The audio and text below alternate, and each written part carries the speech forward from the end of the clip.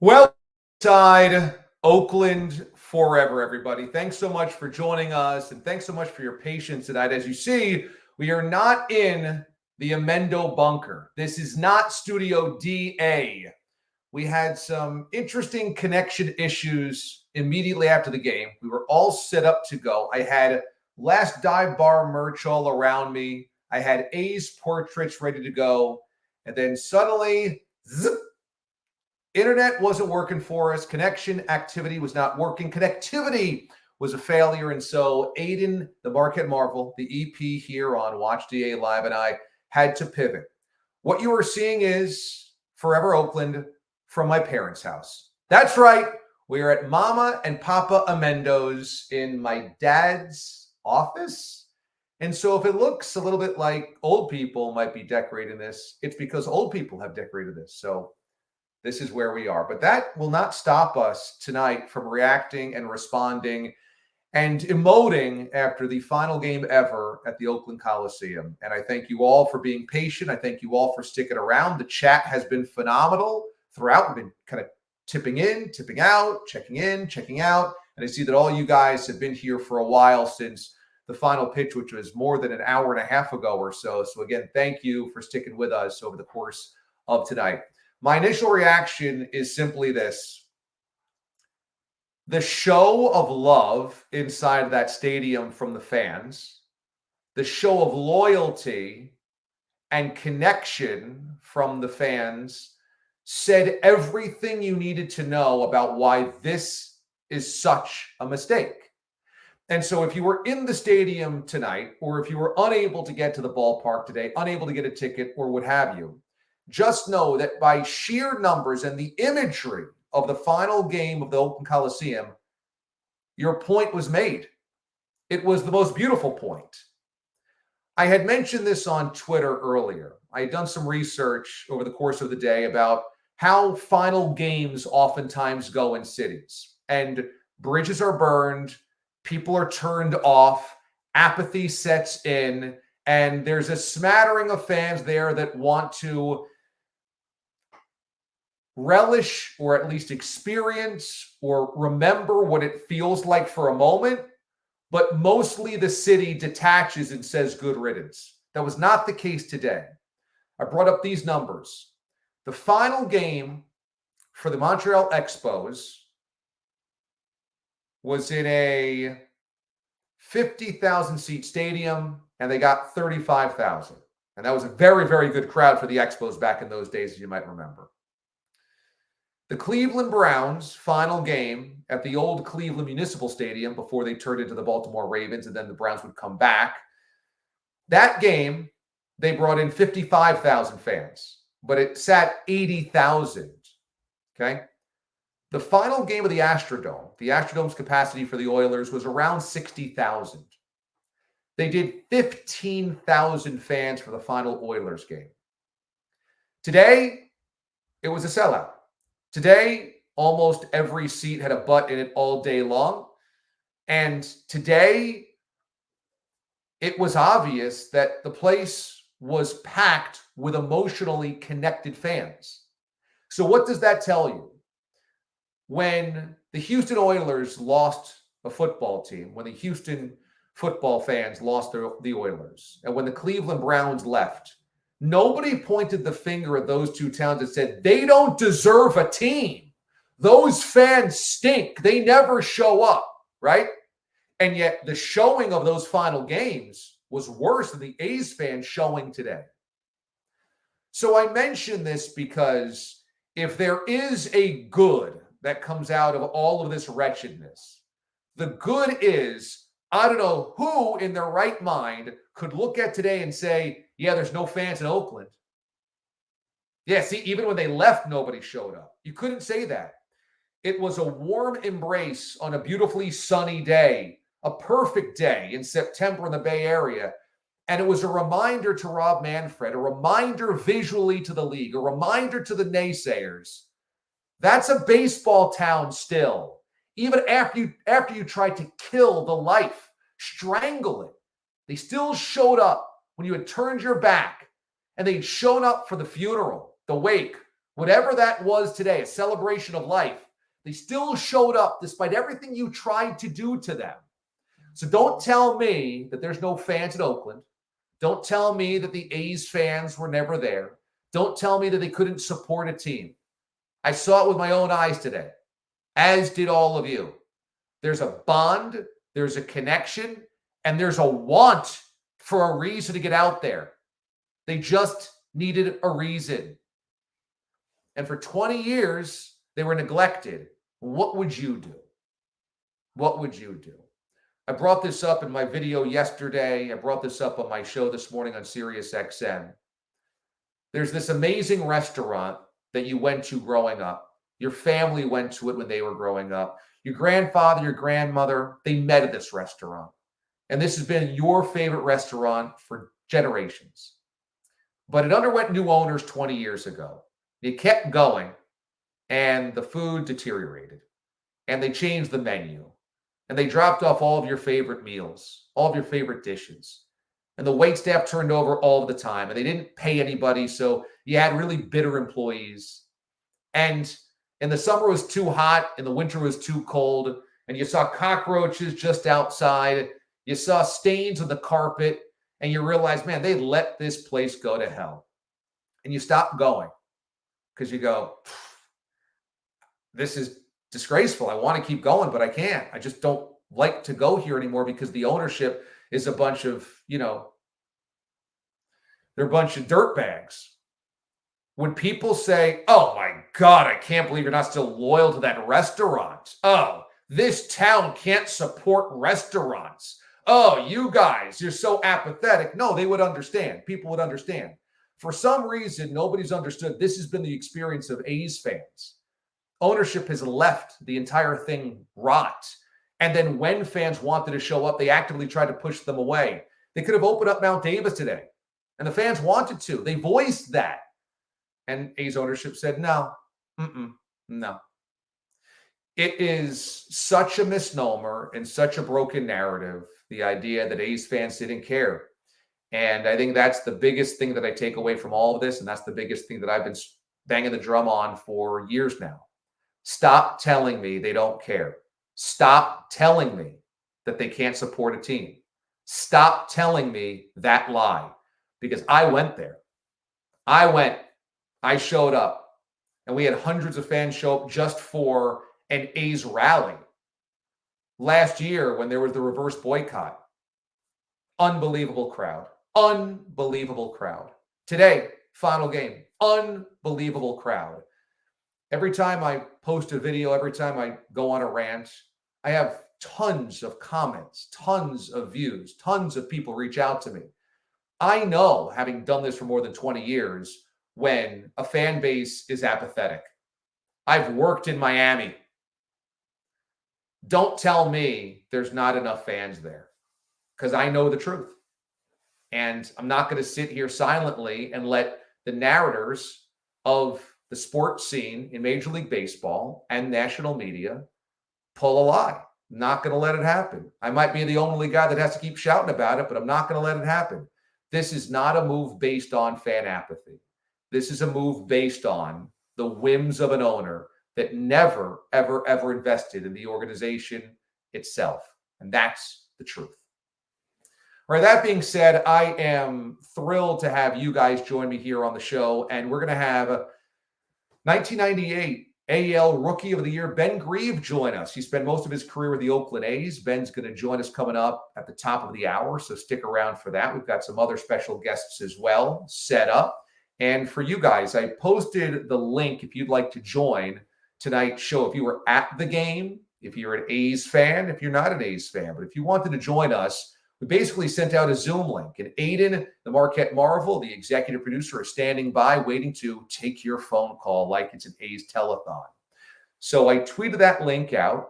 I also posted that link on Instagram. But check out that barcode, that little QR code in the corner there. If you're watching on your phone, you're watching at home, or you're watching somewhere on your tablet or device, you can simply scan that code, that QR code in the corner there. And that will pull up a link for you to video conference in. If you want to join the conversation, say what up, and just tell me how it was today, please do. I would love to get a firsthand account or just how you're feeling if you're an A's fan tonight. I'd love to hear from you. Now it's a little bit different than just calling a phone number into your sports talk radio station. It's a little modern, a little new, but I think you can handle it. I trust you. I think you can handle it. So let her rip, all right?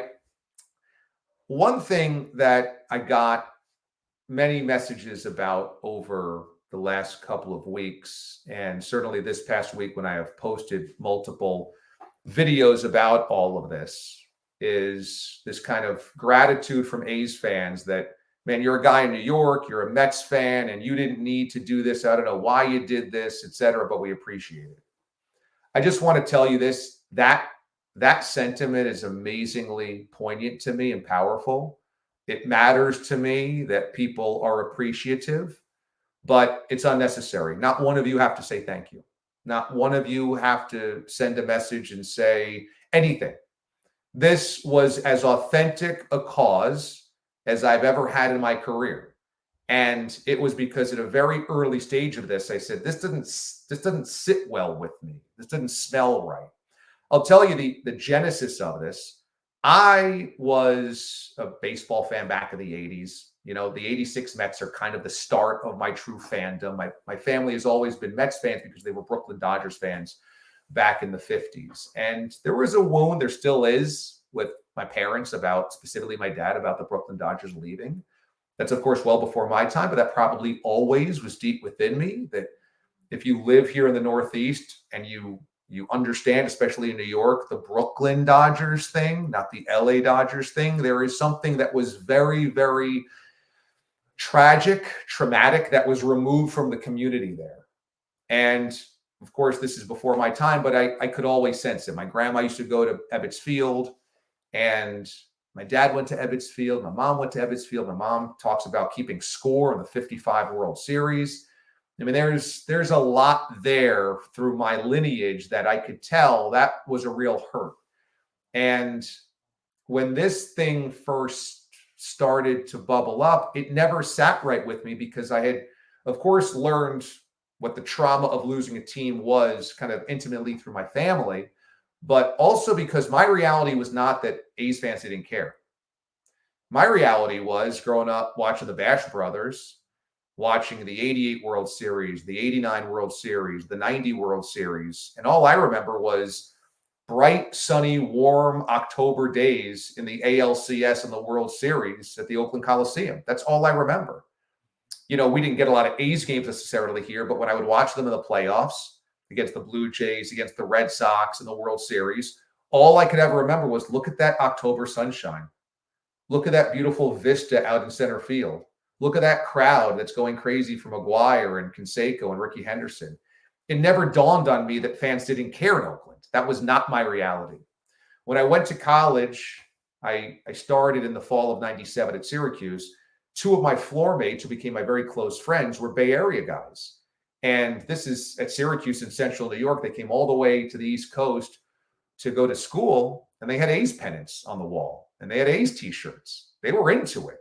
So I never had this idea that people didn't care in Oakland.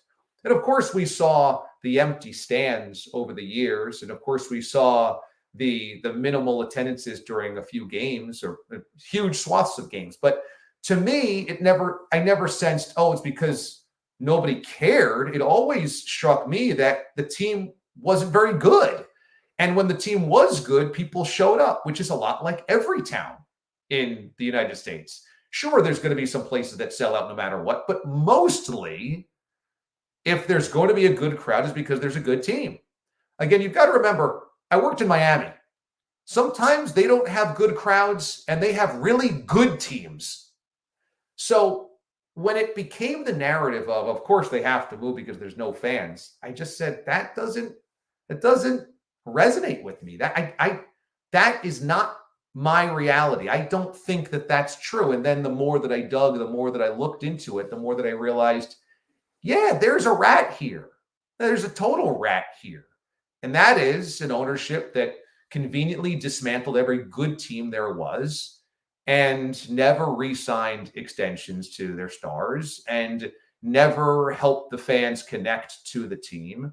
And yeah, why would people keep showing up and giving their hard-earned dollars. And so I say this because it's not like I had to be converted.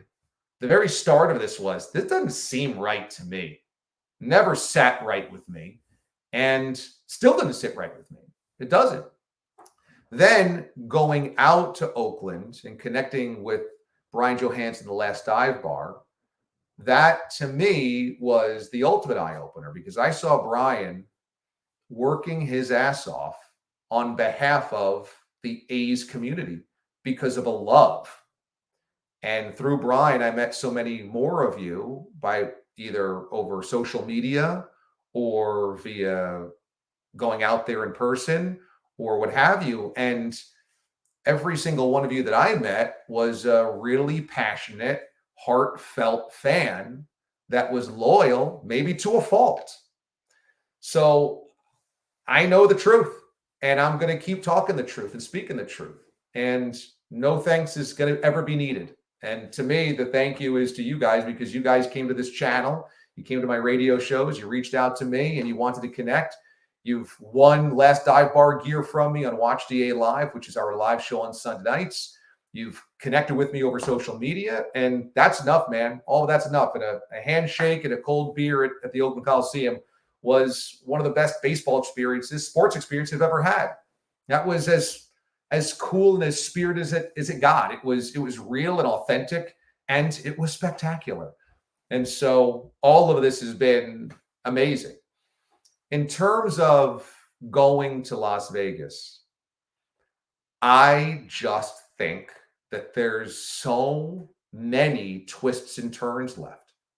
And that even though today is an end, it's not really an end. It's an end in some ways, but it's not really an end. I remember when Barry Bonds hit number 716, really number 756 to pass Hank Aaron. And I was on the air in Kansas City. And that March felt so disgusting because, of course, he was wrapped up in steroids and the asterisk signs and the syringe signs. And everybody was kind of rooting against the bad guy, the villain, because Barry Bonds treated people really crummy. And it's hard to root for a guy that treated teammates and fans and media like they were a pimple on his butt. So when he passed Hank Aaron, I remember people saying, well, this is finally over. And I came on the air that morning and said, it's actually just started, because the march is over, but how we wrestle with the new reality is now kind of ongoing. And I feel the same way today. It's an over because the final game has been played at the Oakland Coliseum, but the saga is not over. And so this is not where I turn off the camera, turn off the microphones and stop covering this and talking about this, because there's many chapters to go. And that might feel exhausting to A's fans. It might feel exhausting to many baseball fans out there. But I truly believe this is not any type of end.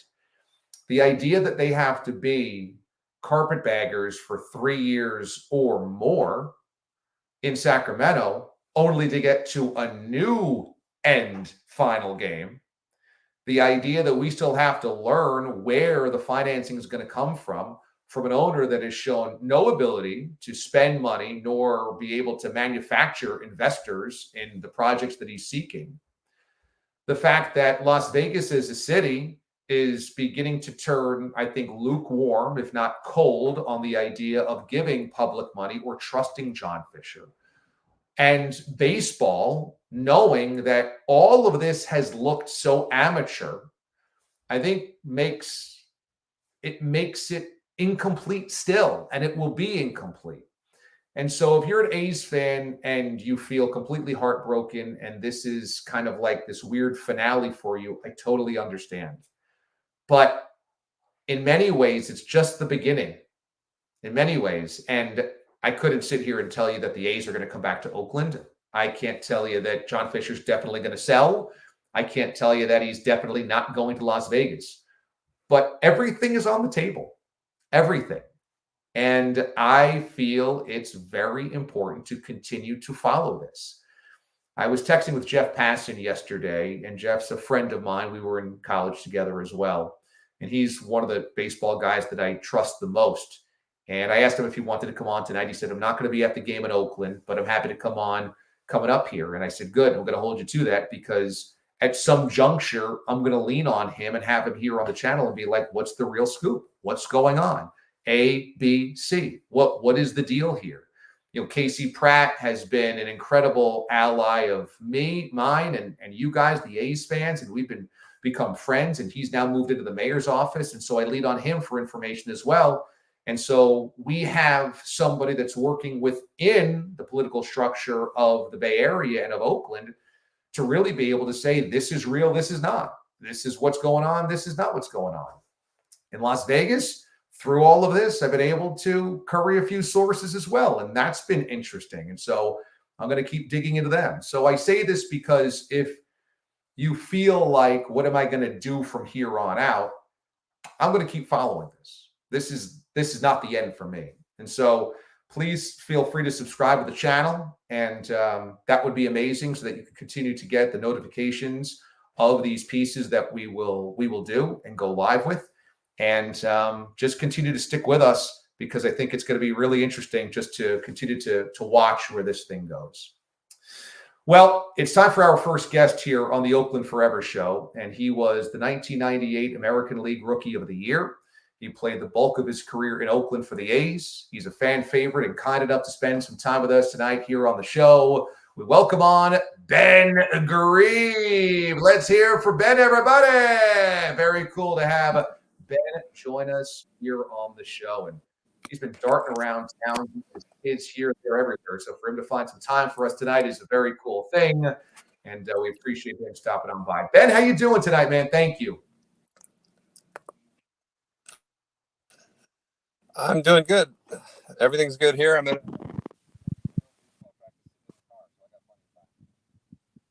All right, right on. Appreciate you stopping on by. It looks like maybe the connection is a little bit rocky. So Aiden, why don't we hop on to make sure that his connection is smooth? We'll get right back to Ben to make sure that he's got a good connection, because I definitely want to hear what he's got to say moving forward. For those of you that have dropped a few donations in the kitty over here over the last couple of live shows, it is very much appreciated. It is unnecessary, but very much appreciated. And believe me, that will go to paying the team here that helps make this thing run. And so thank you very much. Aiden Hatton, who's the executive producer, busts his butt, and this is his second job, if you will. Also, we've got a team of guys that help out with the video coordination and things like that, getting our social media clips out. And there is obviously the costs of making sure that we can kind of build out the infrastructure from a technical standpoint to do things, even though tonight's technical standpoint did not quite come through when it was supposed to. But all donations are appreciated here on the channel. And thank you very much for thinking of us in that way and spending that cold hard-earned cash to support us in our endeavors here on the show. Once again, if you're tuning in right now, I was all set up in my studio in my basement to do this thing. We had this thing all set up where I do all of my shows, all of my videos. You see on the side when I've got my classic photos, my sports art. I had amazing Vita Blue and Dave Stewart and Bash Brothers posters that you'll have to see when I upload a new video. I had the sell flag ready to go. I had all my Last Dive Bar merchandise. I'm wearing my Last Dive Bar Oakland Coliseum sweatshirt. And the greatest plans, right, always go and get flushed down the toilet. So for some reason, connectivity was at a real problem today. And so we had to move into my parents' office. And so I had to make the quick jaunt over here once we exhausted all the opportunities at my place at Casa Amendo. And so my parents live about 15 minutes away, had to hop in the car with some of the equipment, get over here and try to set it up. And so that's why you're seeing a non-traditional setup here for the Forever Oakland show. I think we got Ben back here on the program, a little bit of a better connection. So we'll pop Ben Grieve back up here on the show to join us. And Ben, again, thanks so much for joining us, man. Appreciate it. I know you're a busy dude. What were your thoughts today, kind of watching the series unfold, or at least understanding that today was the final day of the Oakland Coliseum? You know, I've been watching the games lately, leading up today. And, the broadcasts have been doing a great job showing past clips and stuff. And it's been enjoyable to watch. But today, I don't know. It felt like a funeral watching that game. It felt like everyone there was just sad. Bip Roberts was tearing up after the game. His partner was tearing up. I just felt really sad watching the game today. Yeah, it's heartbreaking. And all of those people in those stands, they did not want the day to end. They ended up staying quite a bit after the game. They were emotional. You could tell. I got some text messages from people that were in the stands that it was very emotional. So it was gut wrenching to watch for a guy that played there amongst those fans. Does this feel like an unfair end to the story in Oakland? Without knowing exactly why they didn't get a new stadium or why they're not staying in Oakland, it definitely seems not fair to me.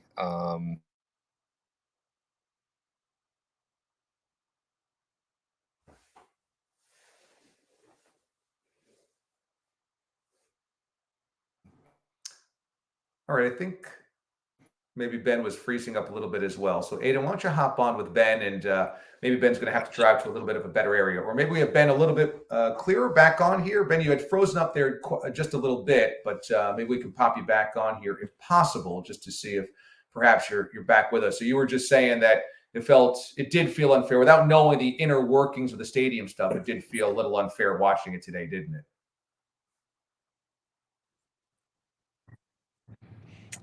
Yeah, I thought so. I know, I've gotten to know some of the fans. I went to the Fans Fest that the actual fans put on this year because the A's, I guess, hadn't been doing it for a couple years. And just talking to them and getting to know some of them, you just realize how much that team meant to that city. And I was only there for 3 short years. And when you're playing, you're busy doing your thing, and you're not really in tune with how great those fans are, and obviously they were good to us, but now that I've been done playing and gotten to know some of those fans, you realize how heart-wrenching it is for them.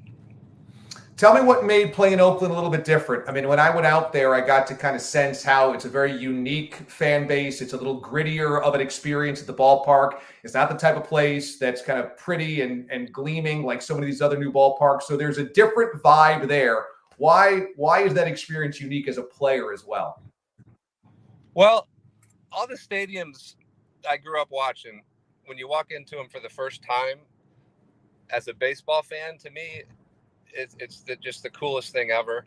And Oakland was no different. I know, it was a little outdated, but when I was growing up in the '80s watching the Rangers play, it was a different look in the outfield, but it's the same. It was the same stadium. So when I got called up, and my first game was against the Giants, when I walked into that stadium, it was the coolest thing ever for me. And it's unique. It's got the foul territory.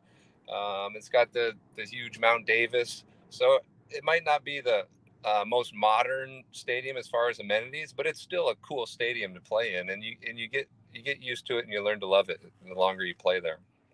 So you showed up to Fans Fest. That was a big deal because, as you said, the A's were not holding their own Fan Fest for the last couple of years, and the outpouring of loyalty before the season began was pretty amazing. What was your experience being at Fans Fest a couple of months ago?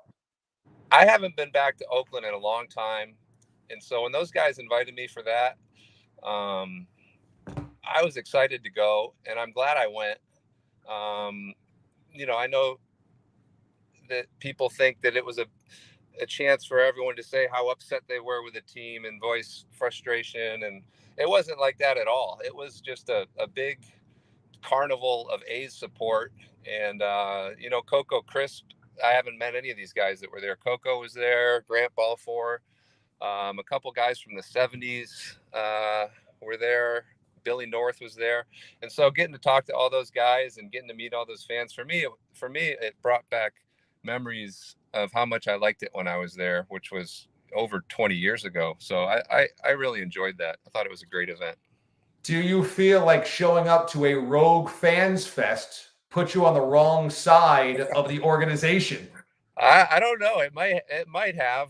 I don't know if they're keeping track of who's doing what, but I did my best to, you know, Trevor May, who's a great guy that I met out there, has been vocal in his opinions, but I have made a point to not, no matter what I think or how I feel, say anything controversial. So maybe just going to that Fans Fest put me on some list somewhere. I'm not sure, but I don't know. It was worth it. I got to meet a guy that makes custom bobbleheads. I never had a bobblehead made of me. So now I'm going to have this huge bobblehead in my house. So to me, getting a bobblehead, that was worth it.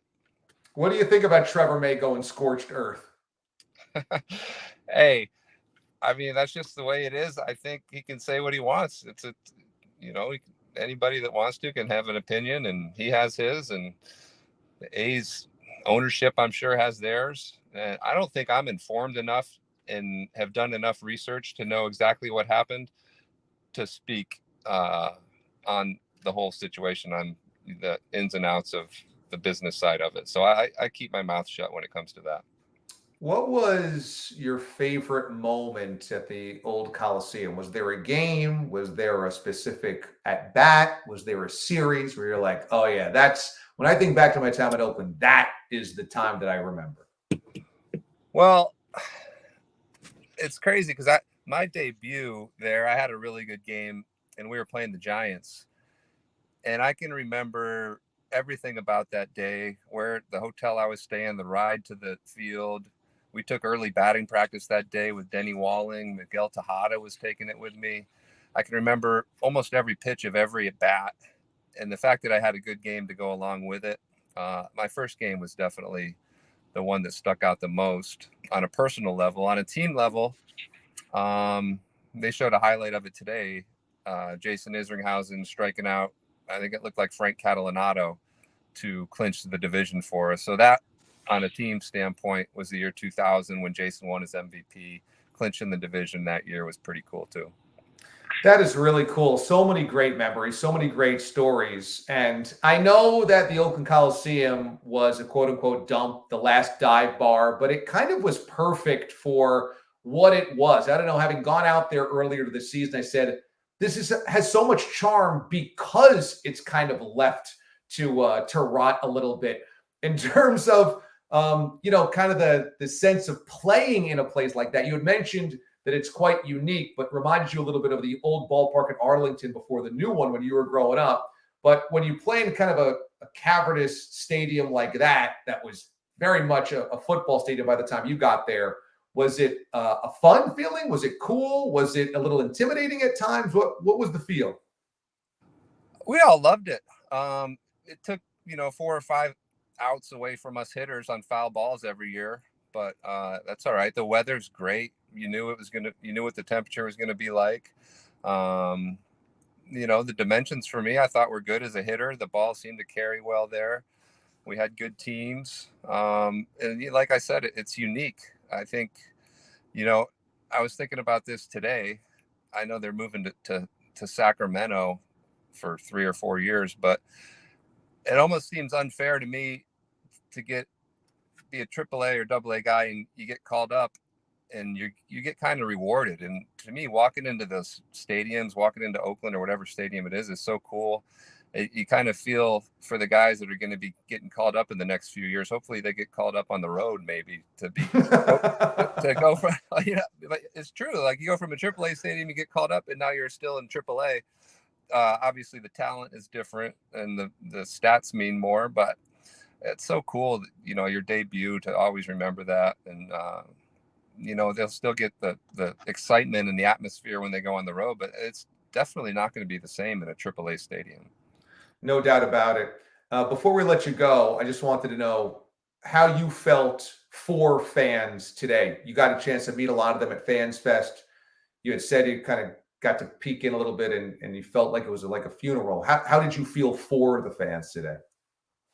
I don't get emotional, and I didn't get emotional today, but I could feel starting to feel really bad for the fans. You see them in the stands crying, and you see the people gathering up the dirt.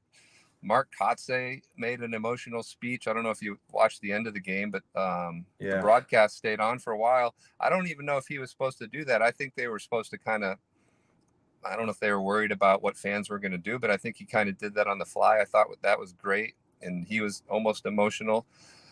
I know he played there as a player, but there's fans that have been going there since the late 60s, early 70s. It's like the guy I know, Brian from Last Dive Bar, Brian Johansson, he compared it to losing a loved one. And you're like, oh yeah, right. But to me, it's not that, but it's close for some of those people. The emotions that they're feeling, knowing the memories they had in that park, going there with maybe family members that are dead now, and now their kids, and just knowing that they're not going to be able to do that anymore. I know the team's not disappearing, but their memories are disappearing when they move out of that city and that stadium.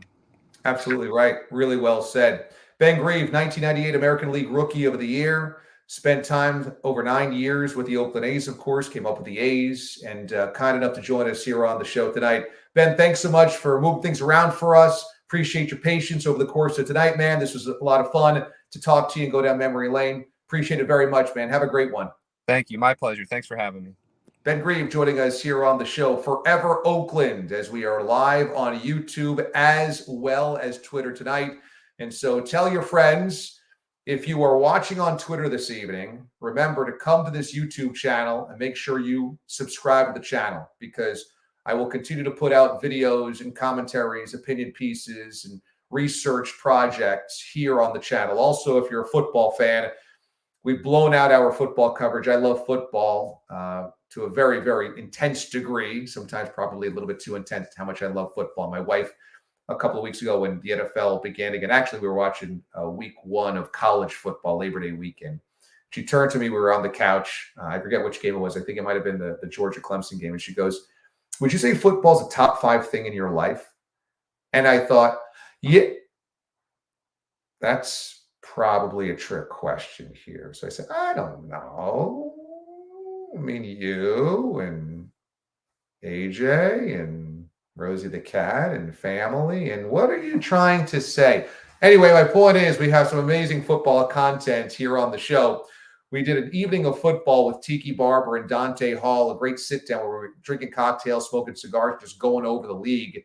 And so it's interesting just to hear their war stories about the NFL. So check that out. That's on the YouTube channel. Also, every week we've had some amazing guests. Golden Tate, Super Bowl champion, joined us. This past week, Bart Scott, my friend, joined us. FS1's Nick Wright joined us. And so all of those, we've got great guests coming up throughout the season. Cannot wait to get to more guests every Sunday night. We do this. And so make sure you subscribe to the channel. That way you'll get notifications when we go live on Sundays after football, before Sunday night football. We break down the day, and also you'll get the best of clips from throughout the week.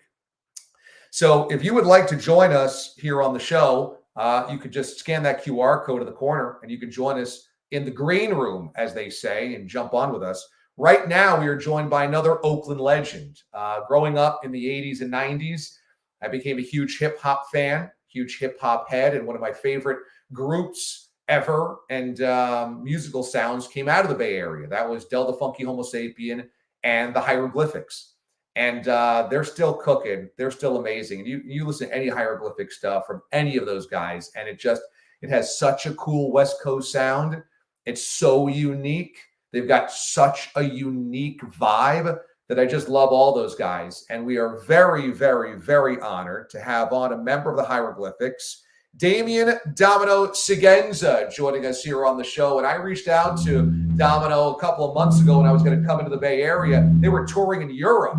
And now I don't think they're in Europe anymore because it'll be really late in Europe tonight. But he's joining us here on the show. My man, thank you for dropping on by. How you doing? I'm doing well, thank you. How's it going? Doing great, man. Doing great. We've been, yeah, we got you. We've been. I'm not in Europe, by the way. I'm not in Europe. Okay. Are you back? I'm in San Francisco. Okay, you're in the Bay Area. Very good. So, man, you grew up in the Bay Area. You know your sports through and through. What's been your vibe just watching this end of the road for the A's in Oakland?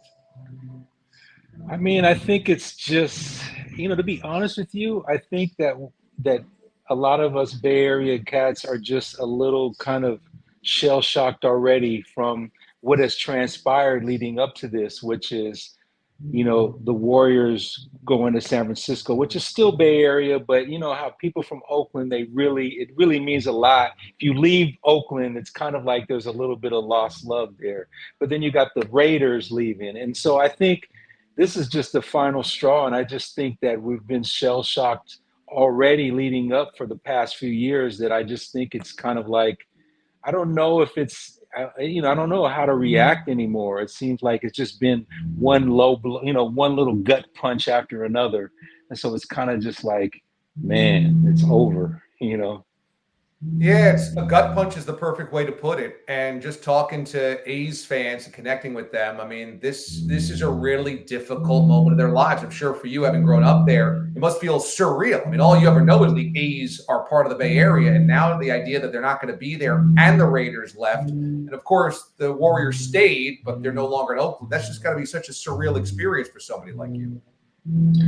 Yeah, it's just I just don't get it.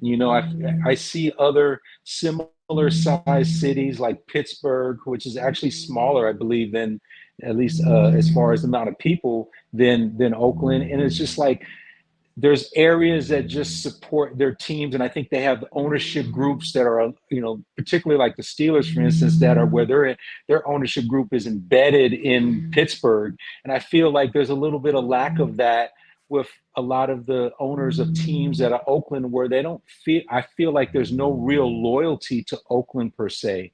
It's just like a place to have a team, and when other opportunities come to pass, they're quick to move on, and not even, because they're not, like, again, connected to the city, the town, like other places, other owners from other places. And by the way, I'm at a venue and they're sound checking, so it gets loud. Let me know. All good. We can hear you. We can hear you good, but that's funny that you're over the soundstage. You're right. It has felt like Mark Davis and now John Fisher have no loyalty to the city of Oakland. Joe Lacob obviously left Oakland to go to San Francisco. In terms of the A's and kind of like grinding their fans into the dirt, I mean, for somebody in the Bay Area, just explain to us how on the outside people say, well, the A's fans don't care about the A's. But if you're in the Bay Area, you know that concept is just it's a lie, isn't it? Definitely. I mean, the A's fans are as loyal as can be. You know what I mean? And it's just like they've been. Just think of the bad hands that we've been dealt. Just like, obviously everyone has moved on to better and greater stadiums, more in better locations with better sight lines, and the A's haven't been afforded that. Also, you talk about the amount of money that the A's have spent throughout the years. So generally, you're getting, what is their payroll versus the Yankees and the Dodgers or even the Giants across the Bay. It's just, it's just like this constant underdog status left and right, and I just think that but at the same time, there was like 46,000 fans there to say goodbye. In spite of all these hardships, I'd say, at least as far as being a fan of the A's, they come out, and obviously, just like the Giants, it reminds me of how Candlestick, there wasn't a lot of people that would come out because it was in a location that wasn't easy to get to. And as soon as they put the stadium downtown, there was like 118 or there was hundreds of sellouts in a row. And I think that similarly would have happened with the A's if there would have been some commitment to putting, having a stadium that was nicer and a little bit more attractive and in a downtown area, like what happened to the Giants. It's a really great point. I mean, the Giants played in windy, cold Candlestick forever. And if that wasn't a good Giants team, like back in the early 80s, late 70s, people were not going to show up to that ballpark. But nobody ever said the Giants had to move, even though they had one foot out the door for Tampa Bay back in the early 90s. Thankfully, that didn't happen. And once they got that jewel of a ballpark and put a winner out there, suddenly it was a sellout forever. So, yeah, the same thing could have happened to the Oakland A's. What is your earliest memory of the A's? You've been a sports fan since you were a kid. So what do you remember back in the day about the A's when you were just a kid? Well, like when I was a little kid, I remember about the 70s titles, but I wasn't old enough to really have gone out there. You know, that I was probably like 3 or 4 when, you know, the early 70s Charlie Finley A's won. But the earliest memories that I have is Ricky Henderson getting the stolen base crown. That was kind of like my first kind of real memory. I think I was like 9 or 8 years old, and that was kind of like my memory. And then obviously, when the teams got really good with Eckersley and Dave Stewart and the teams that like were in the basically winning the West every year and then eventually winning the World Series against the Giants in '89, the earthquake series. Yeah, I mean, those are like kind of like the memories that I have of the most, but definitely Ricky stealing those bases is kind of my first real memory of the A's. That's a great one. Him holding the base aloft, Yes, cheering yes, as the crowd stealing just third. Stole stealing third. third. Yeah. Man, Yeah. it's just amazing memories, man. Amazing memories. It's going to be weird to not have the A's there. It's really weird not to have any sports teams in Oakland, and I'm sure everybody's heartbroken there, understandably so. I'm crossing my fingers that you guys get a baseball team back. Hopefully it's the A's. I don't know, but it just feels wrong to not have a sports team in Oakland, knowing how crazy Raiders fans were back in the day, all the sellouts of the Warriors and Oracle, this A's team, and the great days of the Bash Brothers, and then the fun days of the Billy Bean teams as well. It feels wrong to not have a team there knowing how great the fans are. I feel like if karma is a thing, you guys will get a team back at some point in time. Yeah, let's hope. You know, I feel like, hey, man, treat us like they did the Browns. Like when they left the Browns, the NFL did this big push to get them another franchise and even keep the name, you know. So let's get a little of that for Oakland. You know, it doesn't matter. It could be NFL, it could be Major League Baseball. Like, you know, throw us a bone, please. Yeah, absolutely, man. Well, you guys with the hieroglyphics are just some of the coolest dudes ever. I mean, all you guys put up such amazing music, unique sounds from the Bay, and just for years, man. So it means a lot that you would take time out, especially from a sound check, to join us here on the show. Domino, I appreciate you very much, man. Thanks so much. Thank you, man. I'm always checking you out, and so when you hit me up, it was a nice little honor to be. You know, you reached out and get us involved in the show because I've listened to you for a long time, so the feeling is mutual. That means a lot, brother. Thank you very much, man. Thank you so much for joining us. We'll be in touch, okay? Cool, man. Anytime. All right. Yeah, you got it. Domino joining us from the Hieroglyphics, Bay Area hip-hop legends. Del the Funky Homo Sapien, the rest of those guys are the coolest dudes. So that is awesome, man. We had Ben Grieve here. We had Domino here. I mean, we got it cooking. And I want to hear from you guys as well. The QR code of the corner is how you can join us here on the program. And so why don't we hear from you guys, the fans, the A's fans who've been waiting to jump in here with us. I want to go to my man 4K Worldwide because this dude flew all the way out from the Bay Area to come out to New York for one of my shows, the Bob's Bar Show, which was when I was on CBS Sports Radio before Sirius XM.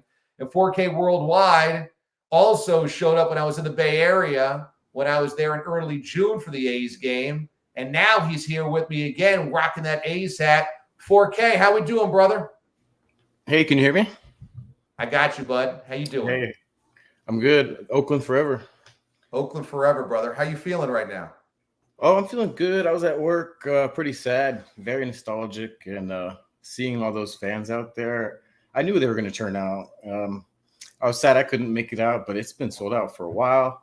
I would have bought tickets if they opened Mount Davis, but that was kind of, out the window.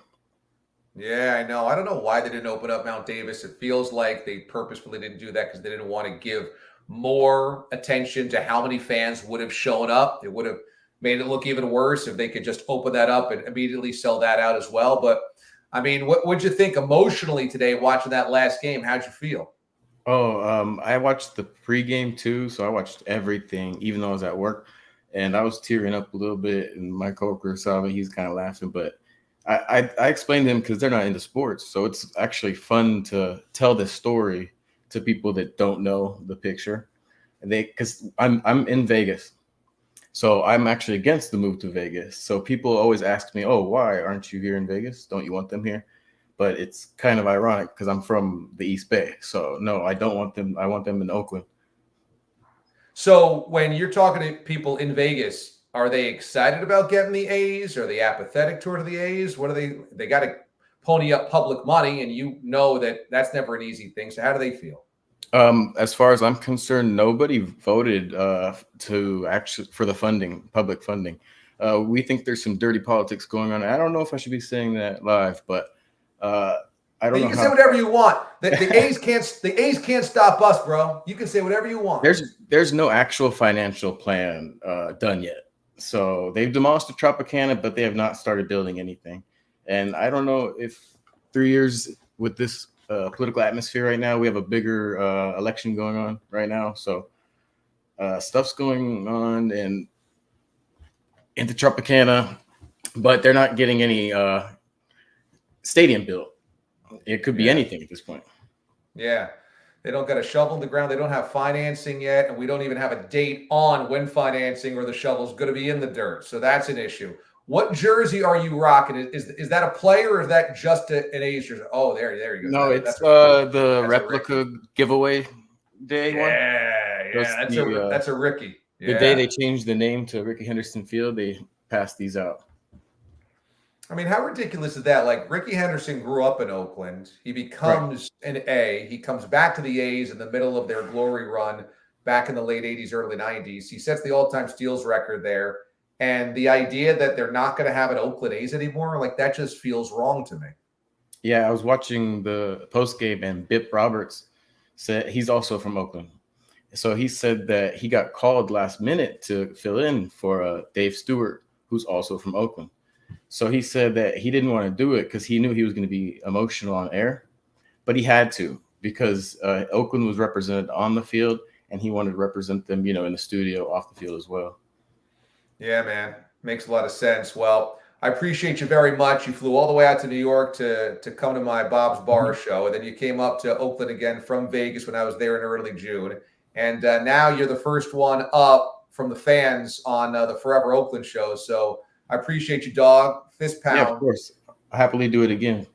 All right, my man. Thanks. So good to see you, brother. Oh, also nice of John Fisher to show up and say goodbye to everybody. He's a dirtbag.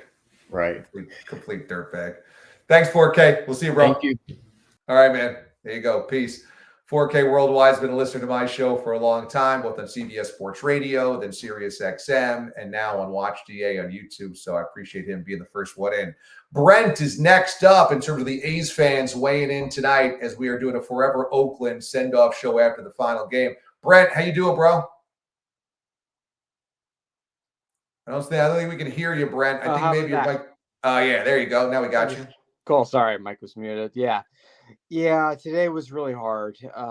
It just, how do I want to put this? I grew up watching the A's. I learned everything about the game of baseball from my father and my grandparents who were season ticket holders, and to see this be the end today really was just crushing, and all for one man's greed, based on everything that's been reported, which I truly believe is the truth. Were you at the game today? No, I had to work, but I was listening on the MLB at Bat App, and the fans, from what I was listening to, were very passionate, and Mark Kotze's speech at the end was definitely really emotional, and I'm glad he did that. I really am. Did you notice how when he said Oakland A's, yes, he paused and stressed it? I thought that was so interesting. Yeah, and then I had the crowd doing the "Let's Go Oakland" chant. I mean, I really love that he did that. So what do you do if you're a hardcore A's fan after today? I mean, how do you fill that void? Do you follow them to Sacramento and still root for them? Will you follow them to Las Vegas? How do you go about this? I can't. Not with not with John Fisher in the picture. No way. Yeah, I mean, what he has done is it just feels criminal, and I cannot support someone like that. I don't blame you. It's hard, right, to keep putting your heart out there for a guy that clearly does not care about the loyalty of those fans. So it's like such a one-way street. And the way that he's handled this whole thing is so deplorable that people say, well, yeah, just follow the team up to Sacramento. That's a drive. But it's like it's not that simple for A's fans, is it? No, it isn't. And I mean, he could have easily gotten something done here. I mean, if he just wanted to build a stadium, he could have got it done here. But it wasn't about a stadium here. It was about either a stadium with a mall around it, or in the case of our terminal, a glass Abu Dhabi around it. I mean, it was never about a stadium here. And yet, he goes to Vegas and I just have a stadium, no ballpark village. Okay. I mean, does he seriously have a problem with Oakland? Because I wonder, based on these actions. I think he's probably incompetent. I think he's probably underhanded. I think he's probably really ineffective at the job. And my sense is that he never wanted to stay in Oakland because it wasn't his thing. And going to Vegas is finally his thing. But I don't think he's going to get it done there because, again, he's incompetent and doesn't know really how to maneuver these types of things. So something still stinks about the whole thing going to Vegas. What is your earliest memory of the A's? What was you as a kid being an A's fan? The 1989 playoffs, against the Toronto Blue Jays, which is ironic because the day actually I met you was at that reverse boycott game, which was also against the Toronto Blue Jays. That's right. But yeah, you just remembering those games. Ricky Henderson was my favorite player. That's the jersey I've got on right now. I had it on at the reverse boycott game this year, and just remembering how fun they were to watch. And I'll never forget that. And not only that, but also what a great owner we had at that time in Walter Haas. And I mean, that's what an owner should be of a baseball team, not what Fisher has been. I mean, being a quote unquote serial penny pincher, as Larry Beal here in the Channel 7 ABC News called him. I'm not sure if you saw that viral moment. Oh, I saw it. Larry Beal went off, and Beal is a very composed, even-handed guy. And when you get Larry Beal upset, you've really done something wrong. Yeah. That was pretty funny. Well, man, I appreciate you weighing in, Brent. Thanks so much. I feel for you guys, man. But stick around after today. We'll continue following this story, and I appreciate you weighing in, man. Yeah, thanks, Damon. All right, we'll continue watching you. Yeah. All right, brother. Thank you so much. Turner, drop it on by, is also coming up here on the show. So thanks to Brent for dropping on by. And like I said, if you are an A's fan and you want to weigh in, even if you're not an A's fan, you want to weigh in, this is an open forum for everybody that watched today's game or has thoughts on the move, etc. Maybe you have a team that moved as well. So we're opening up the door for everybody. If you want to jump in, just use that QR code at the corner of the screen. That'll get you into the backstage area. Aiden will set you up, and then we'll go to you and have you jump on the show and give your thoughts about today. So next up, it looks like Turner is going to be joining us here on the show. So Turner's just fixing his camera, I think, before he jumps on, and then he'll be on with us. But it looks like Turner's there. Turner, what's up, dude? How you doing? Damon, how you doing, man? Good to see you. Thanks so much for doing this. You got it, man. Are you over at line 51? I am not at line 51. I am in the Upper East Side. I actually live in New York City now. Oh, all right. I'm so thankful that you are an outsider that is actually covering the travesty that is the Oakland A's relocation. So thank you so much. I was literally actually at, are you familiar with Standings in the East Village? Yeah. So Standings has a sell flag because of yours truly. Oh, nice. Last night. So right. Shout out to Kyle out there and the Mets fans. Damon, so yeah, today has felt like a funeral that has been going on for the past like 19 years. I was born in 1990, so I didn't, get to see the 89 World Series. My entire life has been pretty much pain with this team, but you keep it going because, after you've been beat down for so long, like, why wouldn't you just keep it going? My question to you is, how long are the other MLB owners going to bend over backwards to appease John Fisher? Because they're going to have to go to Sacramento and they're going to have to see them playing in 140-degree turf and watching their superstars slide all over that AstroTurf field. How far is Rob Manfred and the rest of the owners willing to go to appease the needs of John Fisher? After you see the entire Coliseum crying, I shed tears, my family shed tears, like how far does this need to go before they say this is enough and this is bullshit and we need to actually force a sale? What do you think? I think that there's probably a few more stages of this, but it's not out of the realm of possibility. I think if this gets embarrassing in terms of not being able to get it done in Las Vegas and having the clock kind of ticking in perpetuity in Sacramento, and the idea that they're playing at a minor league ballpark without a solution to the end of the road, I don't know if there's going to be a forced sale, but there could certainly be MLB stepping in to figure out a solution to the stadium. And then maybe in that way saying, hey, let's get you a golden parachute out of here. And so you can say face John Fisher, and then we can get somebody in here that can fix the stadium deal. I'm not sure. Maybe he has to sell stakes in it.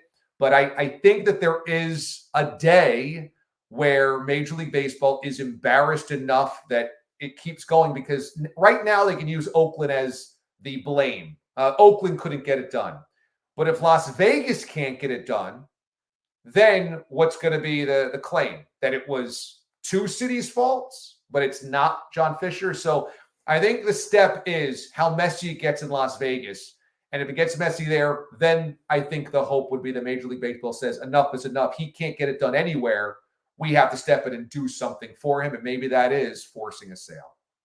I feel like that's the hope of every Oakland A's fan, is for everyone to finally see, and thank you to you for your coverage of this, to show that this isn't Oakland's fault. This isn't the fans' fault. This is on John Fisher. And so are we allowed to use profanities here? Absolutely.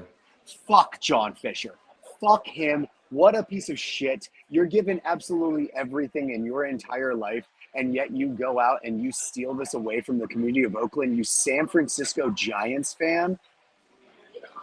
Get the fuck out of here. Go take your billions. Go sell to Joe Lacob. Also, just want to get your thoughts on the gag order that Rob Manfred has on potential Bay Area buyers. That feels a little mob bossy, and now like living in New York for a little while, like I kind of get it a little bit, but it feels rather mob bossy to say we have a gag order against potential buyers in one of the richest places in America. So would love to get your thoughts on that. And then I got to get back to my beer and sushi up here at Uki in the Upper East Side, a fantastic spot. But let me know your thoughts on the gag order. All right. Well, my thoughts are that it is indicative of a league that is worried of the truth getting out. I think the truth is people within the league know that John Fisher is incompetent. And they know that the last 20 years has been a lot of his fault. I don't know if they believe it's 100% his fault, but I think they realize it's this messy because of John Fisher, which is why they're allowing him to get out of Oakland to Sacramento as kind of like a soft landing pad before Vegas, just to buy time. I think they know he's a problem. I think there's a lot of Bay Area billionaires that they would rather have as owners. But again, 29 other owners don't ever want to be told they have to sell. So they don't want to have to tell John Fisher he has to sell. But the gag order is absolutely, they do not want the truth out there. They want to keep this buttoned up, because if owners start talking about how bad John Fisher is, or potential buyers say all of the inner workings that are messed up, it makes the league look bad for green lighting this move to Vegas, especially without a relocation fee. So yes, the mob bossing it up, you're absolutely right. Again, smells very fishy. I appreciate it so much. I think that all the other owners look perpetually stupid because of their vote to approve this bullshit relocation. Last minute, shout out. Thank you so much for all of your coverage on this on the national level. Shout out to Brody Brazil. Shout out to Casey Pratt. They have done a fantastic job of keeping this professional in very, very hard circumstances. So thank you very much for all of your coverage. Hope to see you at Citi Field sometime, and would love to buy you a beer, man. Thank you so much. Thank you, dude. Appreciate that, Turner. Be well. I appreciate you weighing in. That is so cool. Yeah, he's over here in New York. I forgot about that. That's great. All right, so there you go. You got fans weighing in. If you want to weigh in, jump into the conversation. We got some spots open right now. I've tweeted out that link. I put it on Instagram as well. Follow me at both those places at Damon Amendo. Okay, that's at Damon Amendo, both on Instagram and on Twitter. You'll see the link. And then hit me up there. Just click on that. That'll take you into this weight room, or just scan that code, that QR code in the corner. That'll do the same thing. What I'll do right now is I'm going to take a break so that we can rally, me and Aiden, and set up. I'm going to get another drink of water here, set up the next segment, because I want to talk about what we were just discussing, and that is where the league is, the owners, and those types of things that are percolating right now about this situation, because today was the final day in Oakland, but it's not the final chapter of this saga. So we'll take a short break. Stay with us. We'll come back with more. This is the Oakland Forever Show here on Watch DA Live, the DA YouTube channel. Make sure you are subscribed, because that means when we have more Oakland A's content out, you'll be the first notified. Again, subscribe to the channel and be one with the channel. We'll be right back after this. Welcome inside week 3's DA pig pile, everybody. It should just be noted, this is vindication for those of us that always believed that Darnold was the right draft pick to the wrong organization. Every week, every year, every decade, if the Browns were to be taken seriously, today they absolutely had to put the nail in the giant coffin. Can I tell you how much respect I have for Matt LaFleur? There is no doubt in my mind Matt LaFleur is one of the best coaches in football. I was getting texts from buddies of mine, is McCarthy going to survive the year? Is he going to survive? Like, did you see Micah sitting, did you see him sitting on the bench? He's just like, what the? Like, how you, they're like, how, yo, okay. That was one of the women he fell in love with. But I'd smack the hell out of Diddy acting gonna take me shots. I'm a grown ass man, dog. It's better. I believe him on the Rose Sparks. Come on, man. I ain't the only one that sound like, yo, why Frank Thomas still fat? Be good. Be good to one another. We'll see you next Sunday night.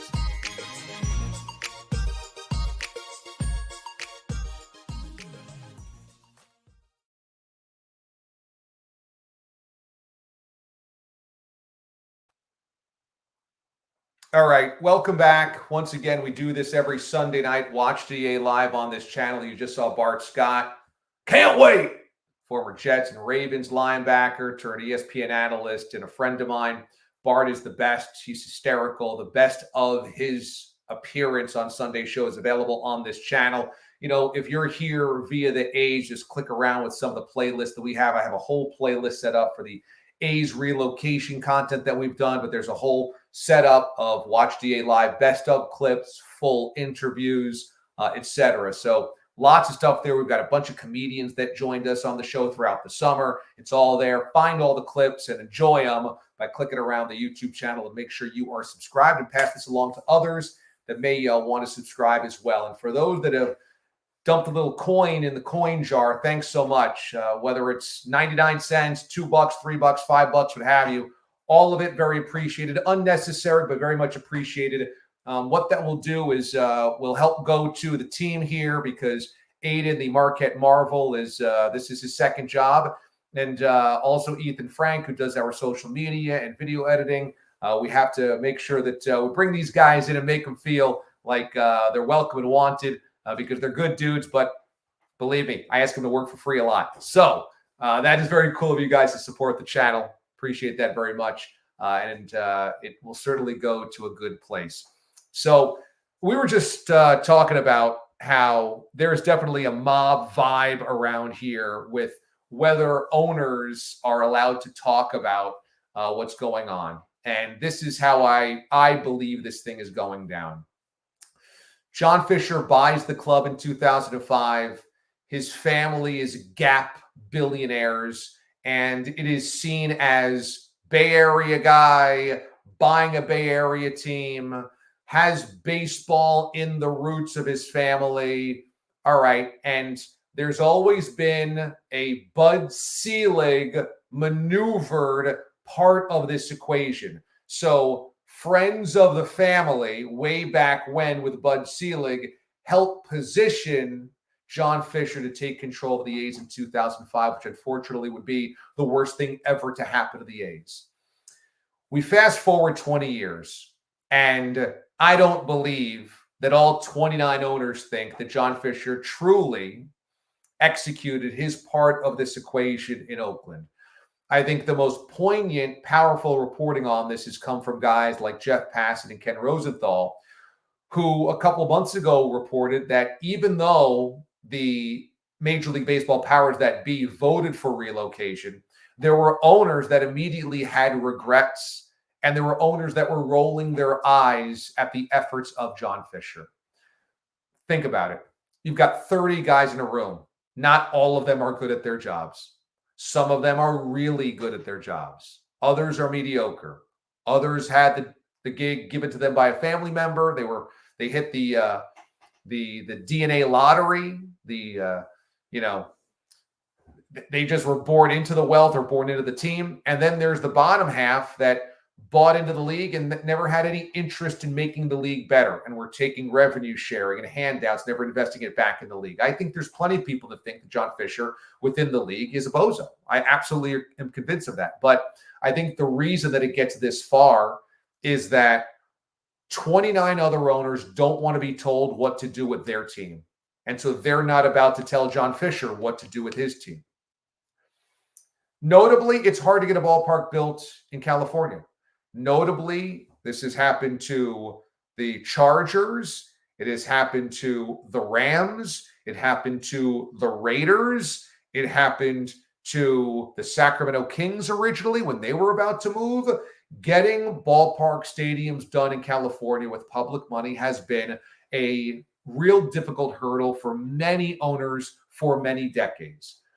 I don't think baseball owners necessarily think that John Fisher has been a complete, I think maybe they feel like he could be a partial victim of the politics of that, and that you go to a place like Las Vegas, and if they're willing to just dole out money, then you'll take the free check. But I think mostly these guys don't want to stand in the way of another owner and what he wants to do because they don't want that turned back on them. I think, but also, unfortunately, Oakland became the latest pawn in the other 29 owners getting their own stadium deals done because there's the fear factor now of you don't want to be Oakland. And I think every 20 years, the last time it was the Expos, I think every 20 years, baseball or these other leagues like to have a team worry about moving or move so that they can use that to press on other teams or other cities to get their stadium funding done. Now, in this case, we've had Oakland and Tampa Bay at crossroads for a long time. And unfortunately, the loser in this is the Oakland Athletics. But this is primarily because of John Fisher, because if there was a different owner, there's a way to get the deal done. And I think the sin of this all is that if John Fisher wasn't such an insecure dolt, the team doesn't move. I think there's a massive insecurity for John Fisher. He's been in hiding for 20 years, never to do a public interview, never to answer any questions, never doing a Q&A, never doing a press conference. I think that he's massively insecure and paranoid about how he is viewed. I think he never has had good answers to the hard questions because he's not very good at this. He's not good at building voting blocks. He's not good at glad handing. He's not good at getting people to believe in him, to trust him. He's not good at any of that. He does not have that type of ability. And so he's hidden. And by hiding, it has just brought up more and more questions about how would you trust this type of guy? So his insecurity has led to people not trusting him. And then him being just kind of overall a numbskull, he's he does not have the touch needed, the intellectual capacity to be able to maneuver these types of things. And it's obvious because it's happening in Las Vegas. You had 20 years to get something done in the Bay Area. You couldn't get that done multiple sites. And now Vegas is on such a lark and such a whim. You've got a 3-year run up in Sacramento. And the only way you got the Sacramento deal done was because you're best friends with Vivek. So, I mean, come on. How can you possibly give him much credit for being able to get anything done? I say this because this is far from over. It's not an easy lift to be able to get the financing together for a $1.2 billion stadium in Las Vegas. It's not an easy lift, especially on a team that has no star power, is not a winner, and has fielded garbage teams intermittently for 20 years. That's not an easy sell to the residents of Nevada, who have two teams that they're perfectly fine with, the Raiders and the Knights. They don't need baseball. And I think, again, the incompetence of John Fisher is obvious but unspoken when it comes to baseball circles because they're embarrassed about it. All right, I want to go back to the lines here because we've got people hanging on. Let's go to Kate, who is hanging on, and she's got her A's stuff, rocking her A's hat, and we're going to pull her up as we got A's. I'm going live. Kate, how you doing? Hey, what's going on? I'm actually on the Amtrak train leaving from the Coliseum, so I'm on a train full of A's fans right now. Oh man, how was the final game? Oh, it was so emotional. It was yeah, lots of A's fans. It was very emotional. I cried many times. I bet. Yeah. How did it feel when Kotze made the final speech and then it was just like, wait a second, this is over? How'd you feel? I was sobbing throughout Kotze's speech. He was a player that I loved when I was younger. I went to my first A's game in 1990 when I was 4 years old. And now I'm in my late 30s, and I got to go to the game today with my dad. Wow. What's up? Yeah, and he took me to my first game when I was 4. And so it was really emotional because the Coliseum is home. And so at the end of it, it's like it felt like we were losing our home. And even when you move cities or, you know, you always have a place you can go back to, and it feels like we're all losing that. And so, yeah, it was hard. Man, I can imagine. What was it like amongst the other fans in the stadium? Did anybody want to leave? Were people just kind of like hanging around because they didn't want to leave? Everybody was hanging around. Nobody wanted to leave. They were playing Celebration when the A's won. And when that song ended, they just kept playing other songs, you know, after Kotze's speech, and nobody wanted to leave. People were just hanging out, and there was no violence. No one was being angry or rude, as ownership had said we were going to be.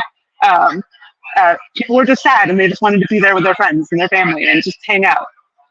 Yeah, no, I know. And the A's were insisting that it was going to get ugly, and it never got ugly. A's fans were classy all along. Did anybody take anything like seat chairs or what was anybody trying to take stuff from the ballpark? No, the ninth inning was a little weird in that like fans ran on the field, but that could be a streaker, you know, any game. So that's not a huge number. And then people were throwing like green-colored like smoke bombs onto the field, like sulfur bombs, but like security was able to grab them and get them away. But there were just like 2 of those, and otherwise there wasn't any issues that I saw. Yeah, no, A's fans were classy today, and they showed out and they showed up, and they definitely represented well. Kate, I know this is an emotional day for you. Thanks for weighing in. I'm with you guys, and I appreciate you jumping on with us tonight. Thank you for doing this. I really appreciate it. You're the best. Kate. Thank you for covering this and for being there with us. My pleasure. My pleasure. There's Kate, big A's fan. You know, so many of you guys, I feel like I know personally from social media, from coming out there in June and going to the game and having the Line 51 gathering, from being at the reverse boycott game this past season, doing the Watch DA live stuff, being connected to Brian from Last Dive Bar. Just feels like I know so many of you guys personally. So I wish I could have been out there. It was not going to work with my job, unfortunately. I do the morning show over at Sirius XM. So we start at 6 a.m. Eastern time. For me to get out there and have done this, I would have had to been on the air this morning at 3 a.m. Pacific, and then on the air tomorrow morning at 3 a.m. Pacific.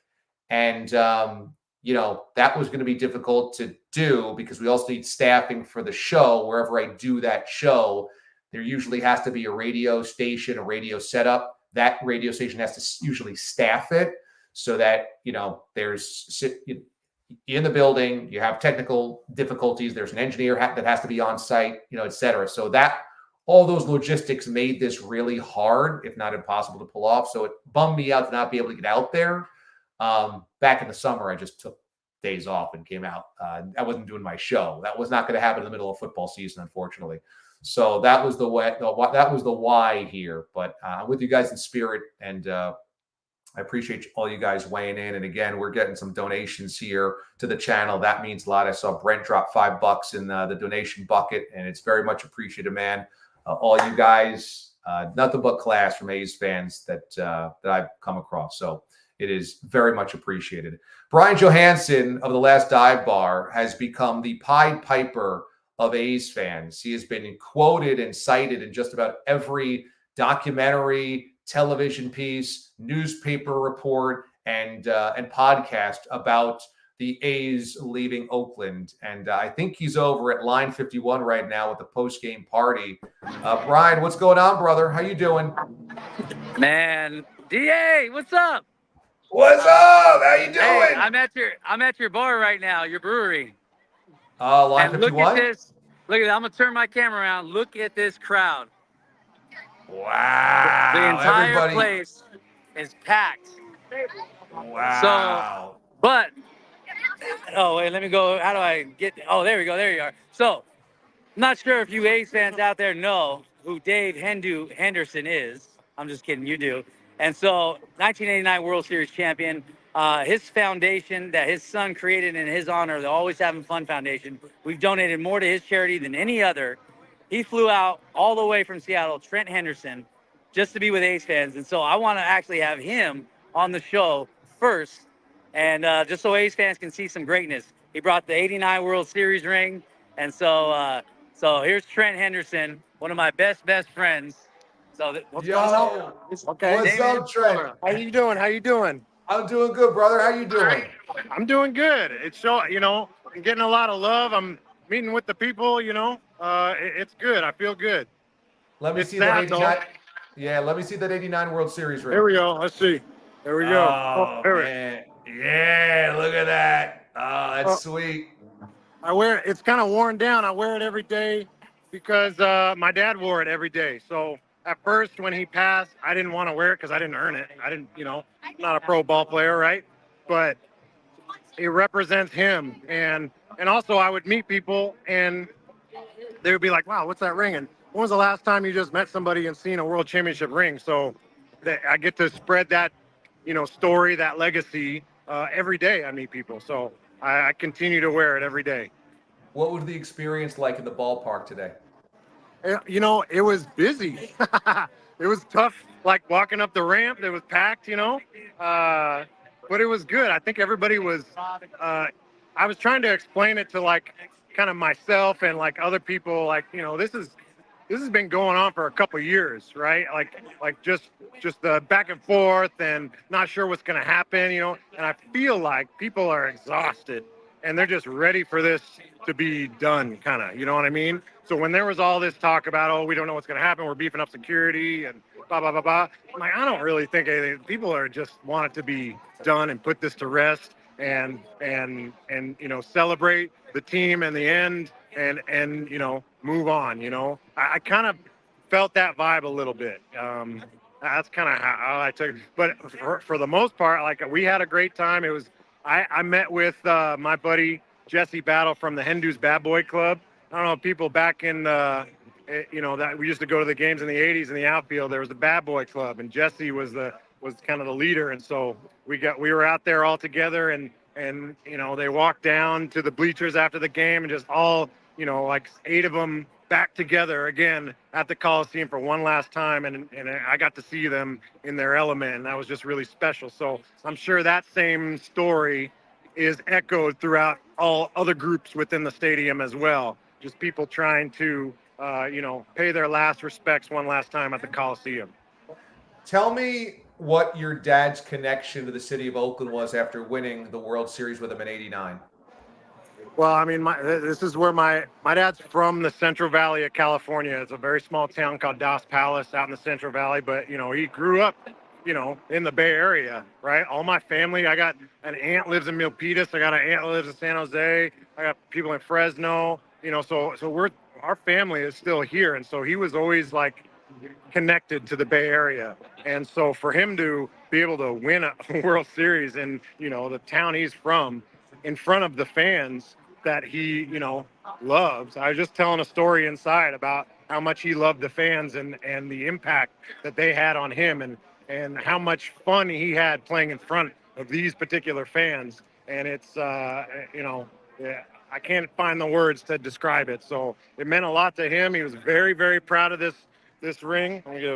He's very proud of this. And, he wanted everybody else to be proud of Oakland and what they accomplished in that particular World Series. Well, your dad's a beloved figure in A's history. You know that very well, but our comment section is blowing up now that you are on the air with us about your dad.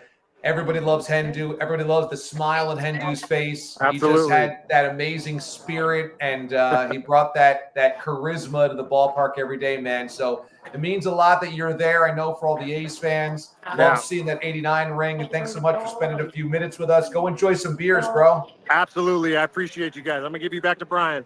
All right, Thank man. you. Right on. Thank you to all the fans. We love you. All right. Right on. There you go. Hey. That's Hendu's son. That's so cool, man. There's Paul from LDB. Yo, what's that's up? my partner. There you He's go. got a great shirt on. That's the best. Yeah, man. So how you doing, DA?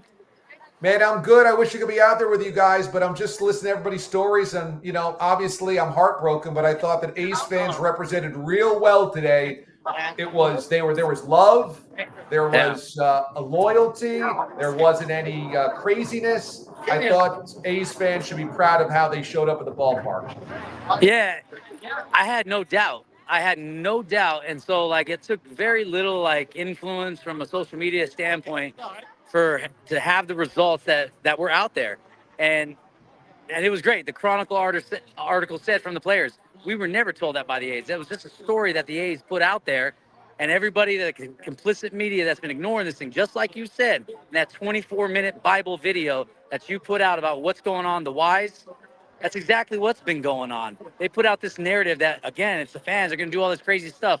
And that was the most beautiful ending to a game that anybody's ever been involved with. And so we, the fans, we won this war. They're leaving Oakland knowing who exactly was the problem, and that's John fucking Fisher. Well said, man. How emotional was it in the building, in that ninth inning and then after the final out? These last three games, right?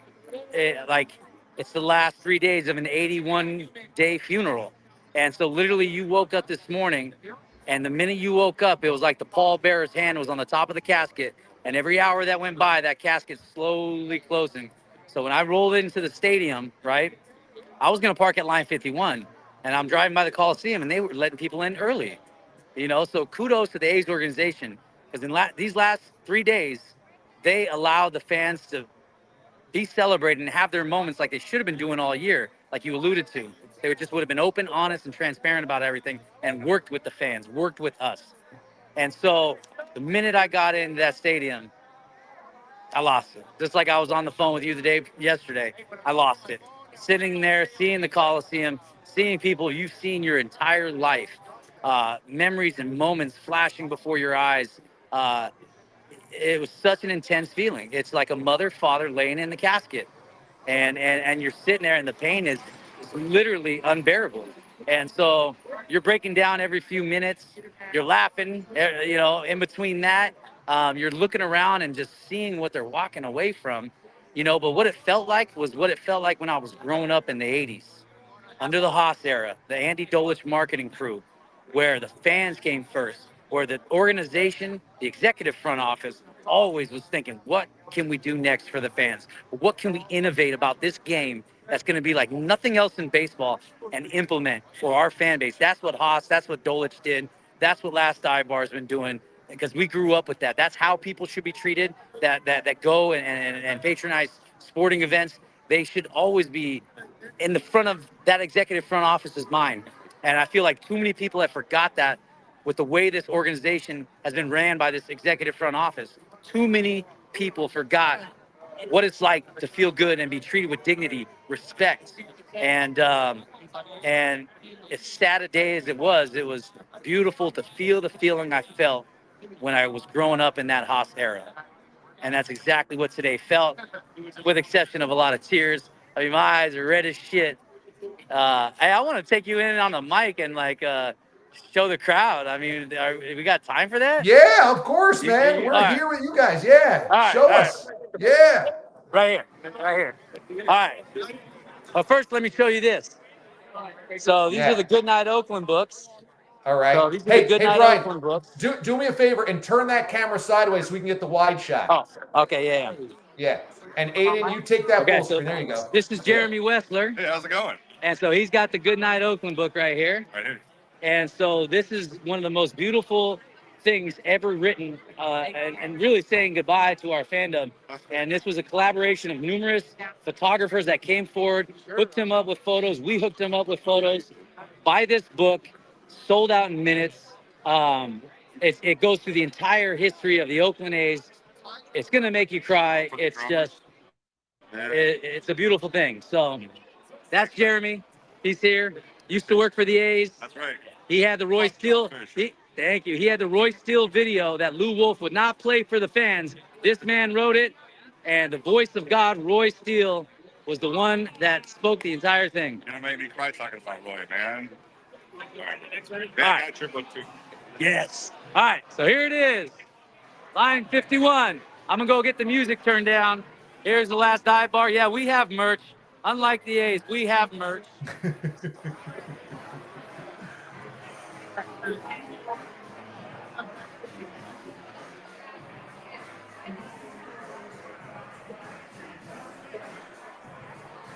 All right, we're going in.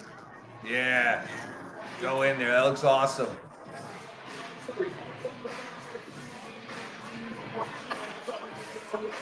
Gotta give a hug to my auntie. This is my aunt right here.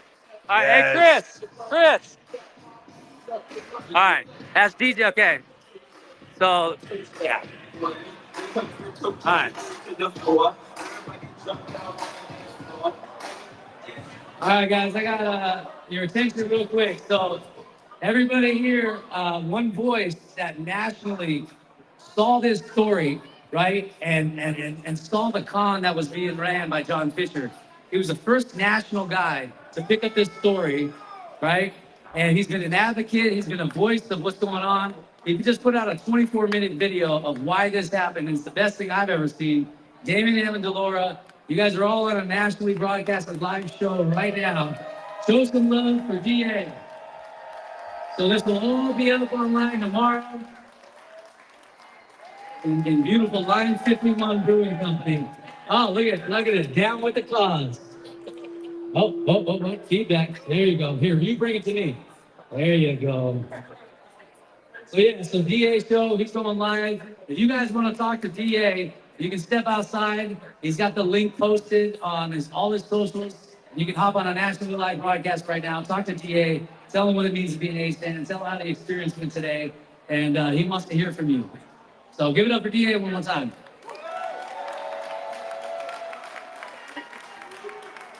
All right, back to DJ Chris from Stockton. Oh, there you go. Oh. All right, let me show you this. This is the actual gravesite.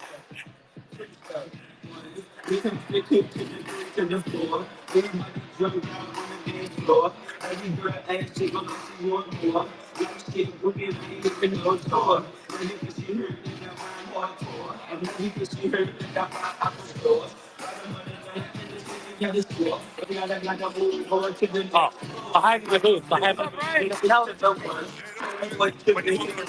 Oh, yeah, after this. Yeah. All right.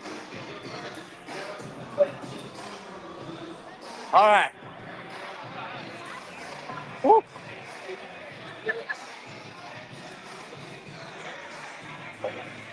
So loud in here. So loud in here. Can you believe that shit? I love you, DA. Dude, don't do that. Don't do that, DA. Don't do that. Yeah. Tell DA what you think about him. Tell DA. Tell you, bro, you know it. I hit you up last night and this morning. Love you. Thank you, brother. Hey, it's DA's friends. Hey, look at Remember those guys. Something sacrifice for you guys. Oh, dude, look at that.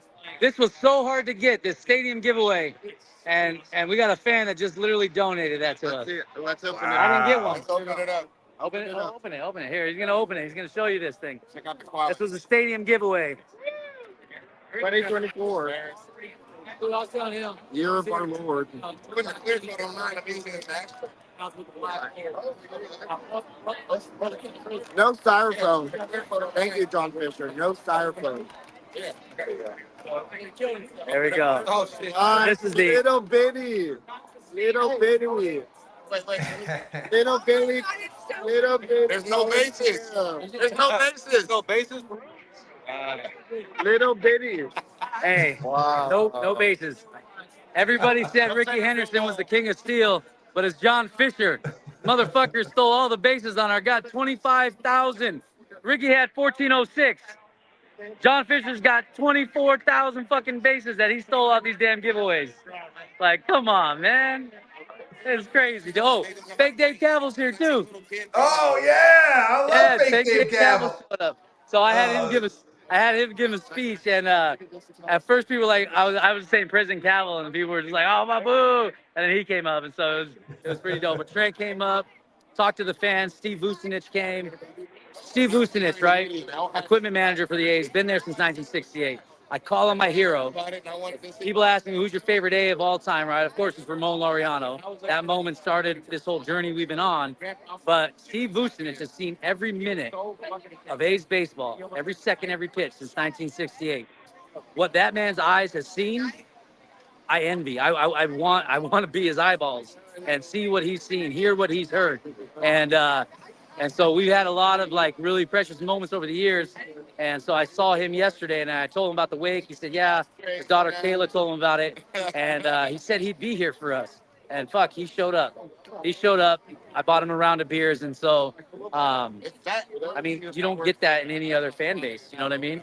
And that's a fan base that the creativity and the culture was kind of set in the Finley era, albeit his cheap ways. But then Haas came in, and this was the type of organization they ran. They created all of this. You know, I am crazy because of that group. They embedded this in me when I was a kid. And everybody I roll with is the same freaking way. Our wives and husbands hate us because this is all we think about when we're not thinking about our family familial duties. You know what I mean? It's a nice hoodie you got on, by the way.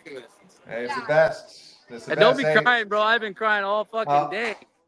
Well, look, you're crying because you lost something that's very dear to you. I'm crying because I can't believe the appreciation out there and the bond that I have with so many of you guys out there. But that's a thank you from me, man. That was very powerful. Thank you for saying that. Thank you for doing that. You got a hell of callers lined up? Yeah, we got people on here, man. Right. So get them on, man. Let's. I want to hear those stories. I want to watch this all back. I want to hear what it was like for them. And just know, like last sidebar, we're gonna keep doing what we're doing, right? We're gonna keep honoring the Coliseum, keep honoring the memories. We're gonna keep honoring the things that we've cherished so much. Because if there's one thing I got to give credit to John Fisher on, that man has emphatically done one thing correctly his entire tenureship, and that's just not being able to put a stadium fucking anywhere. The man can't find the damn shed where the shovel's at. As long as he owns a team, there is hope. He's never had financing. He's never had investors. He walked away from Howard Terminal, and nobody's ever seen his side of his investment portfolio. You know what I mean? City raised $950 million. So as long as John Fisher's there, there is hope. And we're going to continue our partnership with the Stockton Ports and do some amazing things in the 209 up in Stockton. We want to get involved with the Ballers and do stuff with them. And then, yeah, man, we're going to keep working. And as long as John Fisher's on the team, it's like white on rice. We're his fucking shadow. We're going to follow him everywhere he goes. And we're going to make sure every misstep he takes is exposed on a national fucking level. And we're not going to stop. We're pit bulls, dude. We're badgers, dude. We're going to keep coming after him. We're his fucking shadow. They did this shit to the wrong fucking fan base. They fucked with the wrong people. And this history, this fandom, it's too fucking important to walk away. You don't walk away from us. We will fucking follow you and haunt you. I ain't gonna support you as a West a nameless athletics playing on artificial turf. I'm not gonna follow you there. I'm not gonna follow you if you go to Las Vegas. But I'm gonna haunt you until that shovel's in the ground. I'm fucking haunt you until you sell the goddamn team. You're the best, bro. You're the absolute best. DA, I want to, dude, I already said everything to you personally, but like, you were the first to catch on to this. You were the first, and you caught on to it quick, and you busted your ass and made sure you had it right and had the truth. And you put it out there, and you exposed it on a national level, and then you had our backs, and you walked the walk, right? You talked the talk, and then you walked the walk. You flew across fucking country on your own goddamn dime because the dive bar couldn't afford you. And, no, I'm just kidding. But you flew all the way across country to be with us, and you're never getting away from us either, bro. Feelings mutual, man. Feelings mutual. Thank you, brother. Yeah. You have yourself a night. Damon, you got my fucking heart, bro. Back at you, bro. All right, I'm gonna fucking cry. All right. And Aiden, what's up, Aiden? I don't know where you're at, but Aiden, what's up, bro? Yeah, he says what's up too, man. You have a party over there. Yeah, there's Aiden. What's up, bro? These guys last time. We love you, Brian. We love you, man. Hey, I sent you a white tee because I knew you'd be so goddamn good looking in that shirt. And look at you, handsome bastard you are. My wife wasn't here, I'd kiss you right here through the phone, bro. That fucking fun. That's for you, Aiden. Yeah, that's awesome, man. Watch DA live every Sunday. Get your giveaways. If DA tells us to make some football shit, we'll make it, and we'll do whatever he wants and send it to anybody he says send it to. You're the best, bro. Appreciate you. All right, man. There you go. Alien out. There you go. I mean, man, that was awesome. That just to be taken inside line 51, which is where we did the show when I went out there. That is really cool. And you saw, man, that's a great crowd, filled up, everybody just getting together. The tombstone of the death of the Oakland A's and the DJ and whatnot. I mean, that's they do it right. They do it right. And the thing about the Last Dive Bar, you can get 15% off any merch of the Last Dive Bar by using our code Mothership. So go to their website, lastdivebar.com, use code Mothership, get 15% off. And their stuff is really cool. I mean, look at this. I got the hoodie, the Last Dive Bar hoodie on. Aiden's got the T-shirt. I got glassware. I got shot glasses. I got beer steins. I got cell flags. I got everything. They got everything. I got them all from Last Dive Bar. And every Sunday night, we give away stuff from Last Dive Bar. The story is 2-3 years ago when this whole thing started and I began speaking out about the A's and speaking out about John Fisher, Brian reached out to me. He's like, dude, thanks for everything you're doing. Let me just send you some merch. So I ended up with a box of Last Dive Bar merchandise. And I was like, this is awesome. This stuff is great. He said, I'd give it away to your listeners, what have you. Well, when we started the show on the YouTube channel back in February, March, I reached out to him. I said, actually, I didn't even have to reach out to him. He was watching our first shows. And he's like in the comment section, and he's throwing donations in. He's donating $20, $30, $50. I was like, dude, you don't have to do that, man. And he's like, no, thanks for speaking up for us. So I said, hey, let's partner together, man. You want to be part of the show? He's like, hell yeah. And so from that moment on, he just like, how do we do this? How do we get part of the Watch DA crowd? How do I get connected to the D-aliens? And we've had all this great stuff to give away. And Brian just like salt of the earth, as you can see, man. He's all heart. He's all soul. And I love him like a brother.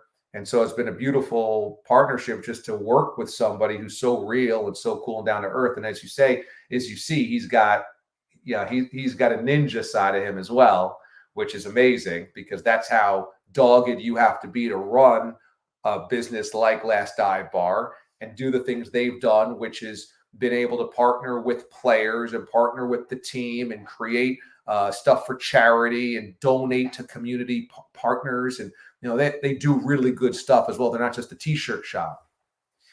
And when I went out to Oakland in June, Brian and the crew, man, they took care of me. Like everywhere I went, it was like, come with me. We're going here. We're going to go there. You got to see this. You got to meet this person. You got to hang out here. We went to Ricky's, which is like an East Bay establishment that players have gone to since the 70s. Once I learned that old Oakland Raiders like Ken Stabler and Willie Upshaw used to go to the Ricky's, I'm like, I am so in on this. I think I was one of only 3 white people there. That was amazing. I think we brought the other 2. The whole thing was great. And it just is, it's so the perfect partnership because, I just believe in working with people that are good people that have good causes and, you can believe in. I just feel like the most important thing in business is to surround yourself with good people. And Brian's one of the best. So you can get anything you want from Last Dive Bar, 15% off using the code Mothership. And I've got tons of giveaways. I was thinking about giving away merch from Last Dive Bar tonight, but with all the technical stuff that we've had going on, just getting this thing on the air, having Ben Grieve join us, having Domino from the Hieroglyphics, having Brian take us through Line 51. I'm not going to throw more craziness on the plate of Aiden, but I'm going to continue covering this story and going to continue getting opportunities for you guys to do Q&DA, A's fans, Oakland specific. And at that point in time, we'll go live again and then give away a bunch of Last Dive Bar gift packs because I got a ton of stuff from them that I want to give you guys. And you might have seen me welling up a little bit. And, man, I didn't lose a team. My Mets aren't moving. I imagine how tortured I would be if they did. And so I empathize a great deal. But you see me tearing up just because the gratitude of so many people that appreciate what we're doing hits me right here, because as I said, I don't need a thank you. This is just how I feel. And a thank you is a bonus, but you guys don't owe me anything. But just to know that what we're doing here on the channel is received that way is very meaningful.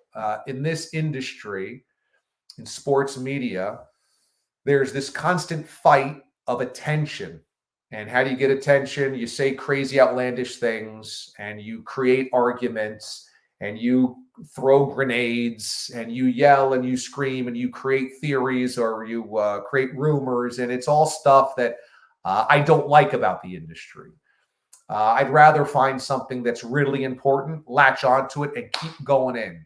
I attended a journalism school. I went to Syracuse, and part of that education was about seeking the truth.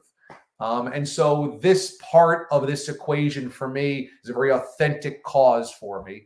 And just to hear that people appreciate what we do, this is very much a passion project. I have my morning show on Sirius XM. Before that, a decade plus at CBS Sports Radio. None of those shows ever have to include Oakland A's talk because that's not front and center in the national consciousness. When I do A's stuff, it's because it really comes from the heart. This is how I feel, and this is the truth that I believe needs to be out there. And even if it's just a small sliver of opening people's eyes to the reality, I'm willing to fight that fight. I just think it's important enough to do so. So to see a room of people in Oakland that appreciates it, man, that means a lot. So I know you guys are going through a lot, and it is very much appreciated. Me and Aiden go to great lengths to put on good stuff here. And this week I've been in the bunker at Casa Amendo. My wife comes down. She goes, "When are you going to bed?" I go, "I got to cut this. I got to do another video. I got to cut this. I got more to say. I got to put these graphics together. When are you going to bed? Are you going to come up for dinner?" So I've just been in the lab all week putting out those videos, getting ready for tonight, which is what is amazing. The prep work into tonight's show was next level. And there's, it's not like we're getting paid from anywhere to do this. It's just about doing it. And of all the things, my freaking internet at home just goes kablooey. It's just like, no, not going to work tonight. And I'm like, no, not tonight. any other night. Not tonight. Not tonight. Not the end of the A's in Oakland. So that's why we were late to the plate tonight. And that's why we went through every iteration to get this thing on the air. And it was check this connection, reset this router, run this line, go upstairs, check the other router. I got 2 routers in my home. I got a dedicated line to my studio just for this purpose, for a show like tonight. And it gave out, and my computer went wonky, and it was like smoke was coming up out of the laptop. And I was like, yo, what the hell is going on? Like, not tonight. Not tonight. So I got a bag. I'm basically the A's as a vagabond. I had to get over to my parents' house and live about 15 minutes away. I'm like, hey, what's up, Dad? Gonna go upstairs, gonna go to your office, gonna plug into the router. He's like, okay. All right, you want dinner? I was like, don't have time to talk right now. We got to get on the air. So it's just been nuts. So just that thing, the undercurrent of just like the effort to do this, because it matters. And it's not a league affiliated, team affiliated, a media corporation affiliated thing. It's just a raw, authentic touchdown with the fans. It had to be done. And I've oftentimes said this on the air. I'm not great at being told no. I'm always like, there's got to be a way. And that drives my bosses crazy. It drives my producers crazy. Because many times it's, hey, man, DA, you got to punt. And I'm just not a punt guy. So to come full circle, to see the appreciation for doing what we do is really amazing. Really amazing. And I love you guys very much for doing so. I think we got Darren hanging on right now to pop up on the screen. Another D-alien that we are going to beam up after the final game in Oakland today. Darren, how you doing? I am. It's been a day, but we're doing all right. We're hanging in there. Are you guys up in Vancouver? Winnipeg. We are Winnipeg. Winnipeg. That's right. We met you in June, and we're up in Winnipeg. We wanted to very badly go down for this last game, but it didn't work out. I remember you guys flew in from Winnipeg. I said, I can't believe you guys came all the way in just for this. You guys, we wouldn't miss it for the world. So it's really cool to be able to see you guys now today. How are you feeling watching the final game today? I didn't watch it. I had to stay away from it. I knew it was going to be too much for me. So I waited until the end, and now, I had to avoid the game. I knew I couldn't handle it. So, did your wife watch the game?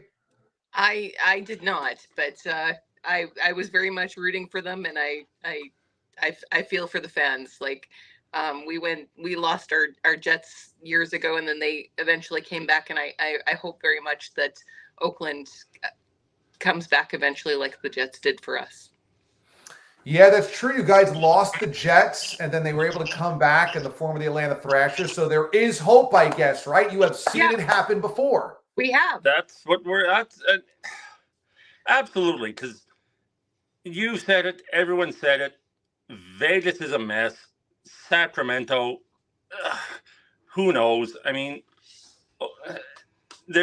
has to be a path back to Oakland. One would hope. What are the jerseys you guys are wearing? Go. I'm wearing my Ricky Henderson jersey. Where's my camera? I've got my Jason Giambi. Oh, very nice. So are you guys in your basement? It looks like that's like a cool sports bar. It kind of is, yeah. It's her man cave. I let her decorate. So. So will you guys go back to watch today's game at a later date, or you're just going to let it go and never watch it? For me, I have to let it go. I knew I would be a mess watching it, and I was okay today, oddly enough, until I saw Brian at line 51, and then I said, no, the feelings came back because Brian is such a good guy, and we had such a good time there in June, and that got to me. Yeah, we have so many good memories of like being welcomed in Oakland and just having such great times at the Coliseum. root beer float day, so many good memories, like just the listening to the drums and the fans, like best fans in the world. Like we've been to so many major league ballparks in the US, and like it's just an experience like no other. I cannot thank the fans enough for the experience. It was just fantastic. Like we're from Canada, and it was just such a wonderful experience to have. It's like no other. I know you guys told me the story when I met you in June, but tell the audience right now how you became A's fans from Winnipeg. It was so random. I was 1983, and I was in school, and all the older kids had favorite baseball teams, and I didn't have a favorite baseball team, and I kind of panicked. But I had my 1983 baseball sticker album, and I kind of just went through it, and I saw the green, the gold, and I said, all right, Oakland, you'll be my favorite team. I could have picked any team out of the album. I said, all right, Oakland. And from there, it's been a 40-year journey that, I mean, if I could go back to 1983, I would still pick Oakland. I mean, John Fisher can go to hell, but I would still pick Oakland. You could spin the wheel of any team and you landed on the Oakland A's, and you're from Winnipeg and you live in Winnipeg. So will you follow them to Sacramento and Las Vegas, or are you done today? I'm done. I will not follow them to Sacramento, not to Las Vegas. No. Once this season is over, I'm done. I think he's done with Major League Baseball. It's been too much. Like he's been a fan for many years. I've been a fan like since I met him, and it's been a wonderful experience. We really had a good time the many times that we were able to go to Oakland, and I cannot thank the fans enough. It's just a wonderful experience every time we went to the ballpark. Well, it was really great to meet you guys. I saw all the love that you guys got at Line 51. And when everybody learned that you had flown in from Winnipeg, they just all congregated around you and embraced you and everything. It's a great group of people. So my heart breaks for all the great people that I know are heartbroken today, including you guys. It was wonderful to meet you back in June. And thanks so much for joining us tonight. I don't blame you for not watching today's game. But like you said, you give us hope that the Jets left and came back. One day, hopefully, the A's will as well. Well, fingers crossed. And we can't thank you enough. Everything you've done has been, I mean, there's no words. I mean, you're just, I know you don't want it, but yeah, I mean, you're the best. You really are. Thank you, guys. That means a lot. It really does. I know the type of people that you are, so that means a lot. Thanks so much for joining us tonight. I appreciate it very much. Thanks. You. Thank you for everything. Thanks for having us. You got it. That's really cool. You spin the wheel of teams in 1983. You land on the Oakland A's. Is that a blessing or a curse? I'm not sure. But those are the types of people that love this team.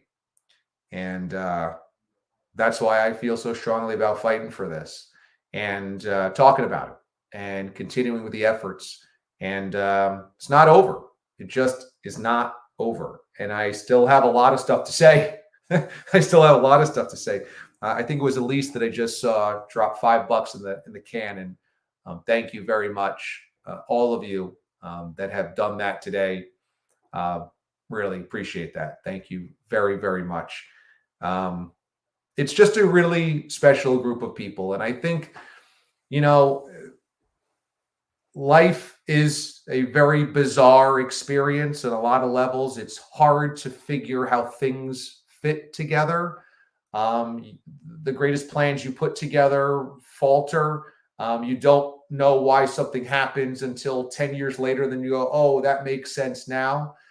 The one thing I will say just from a grander perspective is the trauma and the torture that John Fisher has pushed A's fans through has grown a generation of fans that are resilient, that are honest, that are heartfelt, and are loyal, and I think fighters. And I think when you have it easy and have it good, you lose or never develop some of those things. I'm sure A's fans are like, well, we'd rather have a baseball team right now. And I understand it. But it seemingly developed this incredible character, this incredible DNA.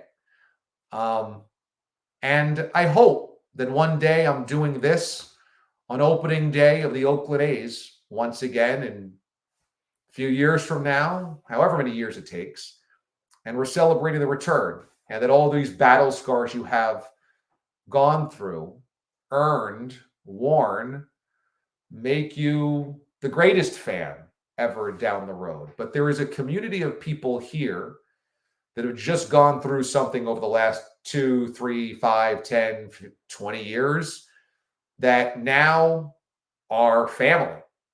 And it's unique because a lot of people don't have that. So, those people will always be there. I love hearing Brian say, we're just starting. We're not going anywhere. The Last Dive Bar is such a great central location. This channel will be a central location as well, because we're going to continue talking about this and putting out videos and telling the masses, hey, this is what's really up, documenting all of this. And it's a place to still come. So if you feel untethered today, unmoored from your foundation, because the A's are what know that there's still a community here that you have a chance to be a part of. And it can be however it is that you want to engage, but it will be there. And I think that the way this thing went down, as you heard in Brian's voice, is like this only made him more ferocious. And this only brings people together even tighter. And I know that this only means more to me than it would have if it was a different type of relocation, we shall say. So we've done 2 hours here. I feel like that's a good place to end off. We heard from so many amazing A's fans. We heard from Ben Grieve, AL Rookie of the Year back in 1998. We heard from Domino from the Hieroglyphics, a great Oakland hip-hop band and group that I grew up listening to.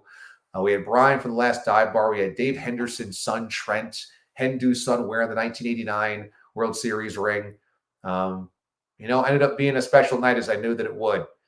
I guess you just have to battle through a few things to get there, but the payoff is always great. It's always sweet.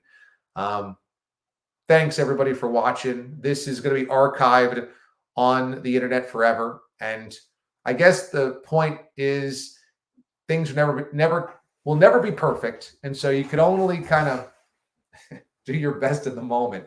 And so the video that I hoped would be this great piece of, historic documentation of the final day of the A's is done in my parents' house in the office with, a bookcase from 1920 and an old painted door behind me. And it's almost like I'm doing this at the Oakland Coliseum, is it not? This might as well be a storage closet at the Coliseum. So we'll sign off for tonight. Make sure you subscribe to the channel if you're not already subscribed, because more videos will be coming out. I will continue documenting this. We're going to do a long-form Q&A where you guys can ask questions. I'm going to give away a bunch of Last Dive Bar stuff. And we might also just silo off a bunch of A's coverage and content so that it's constant. It's there. You guys know we're always up to date on it. And the A's fans know where they can go, because I feel strongly about giving people a place after today where they're like, oh, what's my reality? Well, your reality could be coming here to this channel and us hoping to deliver great stuff. I mean, we lost a couple of good ones. Casey Pratt moved over to the mayor's office, so he can't put out content anymore. Brody Brazil, who's been unbelievable throughout all of this, is no longer going to be working at NBC, although I'm sure he's going to be doing great videos on his YouTube channel. But I feel like there's a place where we should be, myself, Aiden, and my team here, to keep doing this for you guys, so you won't be alone. We'll be there with you. So keep an eye out for that type of stuff. Make sure you're subscribed to the channel, but also on my Twitter and Instagram pages at Damon Amendo. That way you get the news also when I put it out there. Hey, Aiden, Marquette Marvel, the executive producer of this show. Aiden, put yourself on camera one final time because we went through the fire to get this thing done, but you kept it cool, you kept it collected, and I appreciate that very much, man. We did it. We finally got it done. It looked bleak at times, but we finally got it done. So kudos to you. Thank you, and to everybody out there, just seconding everything DA said. This means so much to us, and to just see. I've been monitoring the comment section all night, and I can't get to every comment because you guys have just been so full of love and appreciation, and that means a lot to me too behind the scenes. So much love. Much love, man. Much love to everybody. Thanks to Aiden Hatton, executive producer of the Marquette Marvel. Thanks to my whole team that's put in work on this. And thanks most of all to A's fans, because you guys have pushed us forward and supported our videos, and tonight supported this show. And it had a spark because of that, because of you guys. And means a great deal. From all the way out here on the East Coast, we love you very much. Okay, we are signing off. Have a great rest of your day, the rest of your night. I will see you tomorrow morning on Sirius XM, Channel 82 on the DA Show with Babchick, beginning at 6 a.m. Eastern Time. Until then, keep your chin up. The fight is not over. Be well, be good, and be good to one another. I'm DA. We'll see you next time.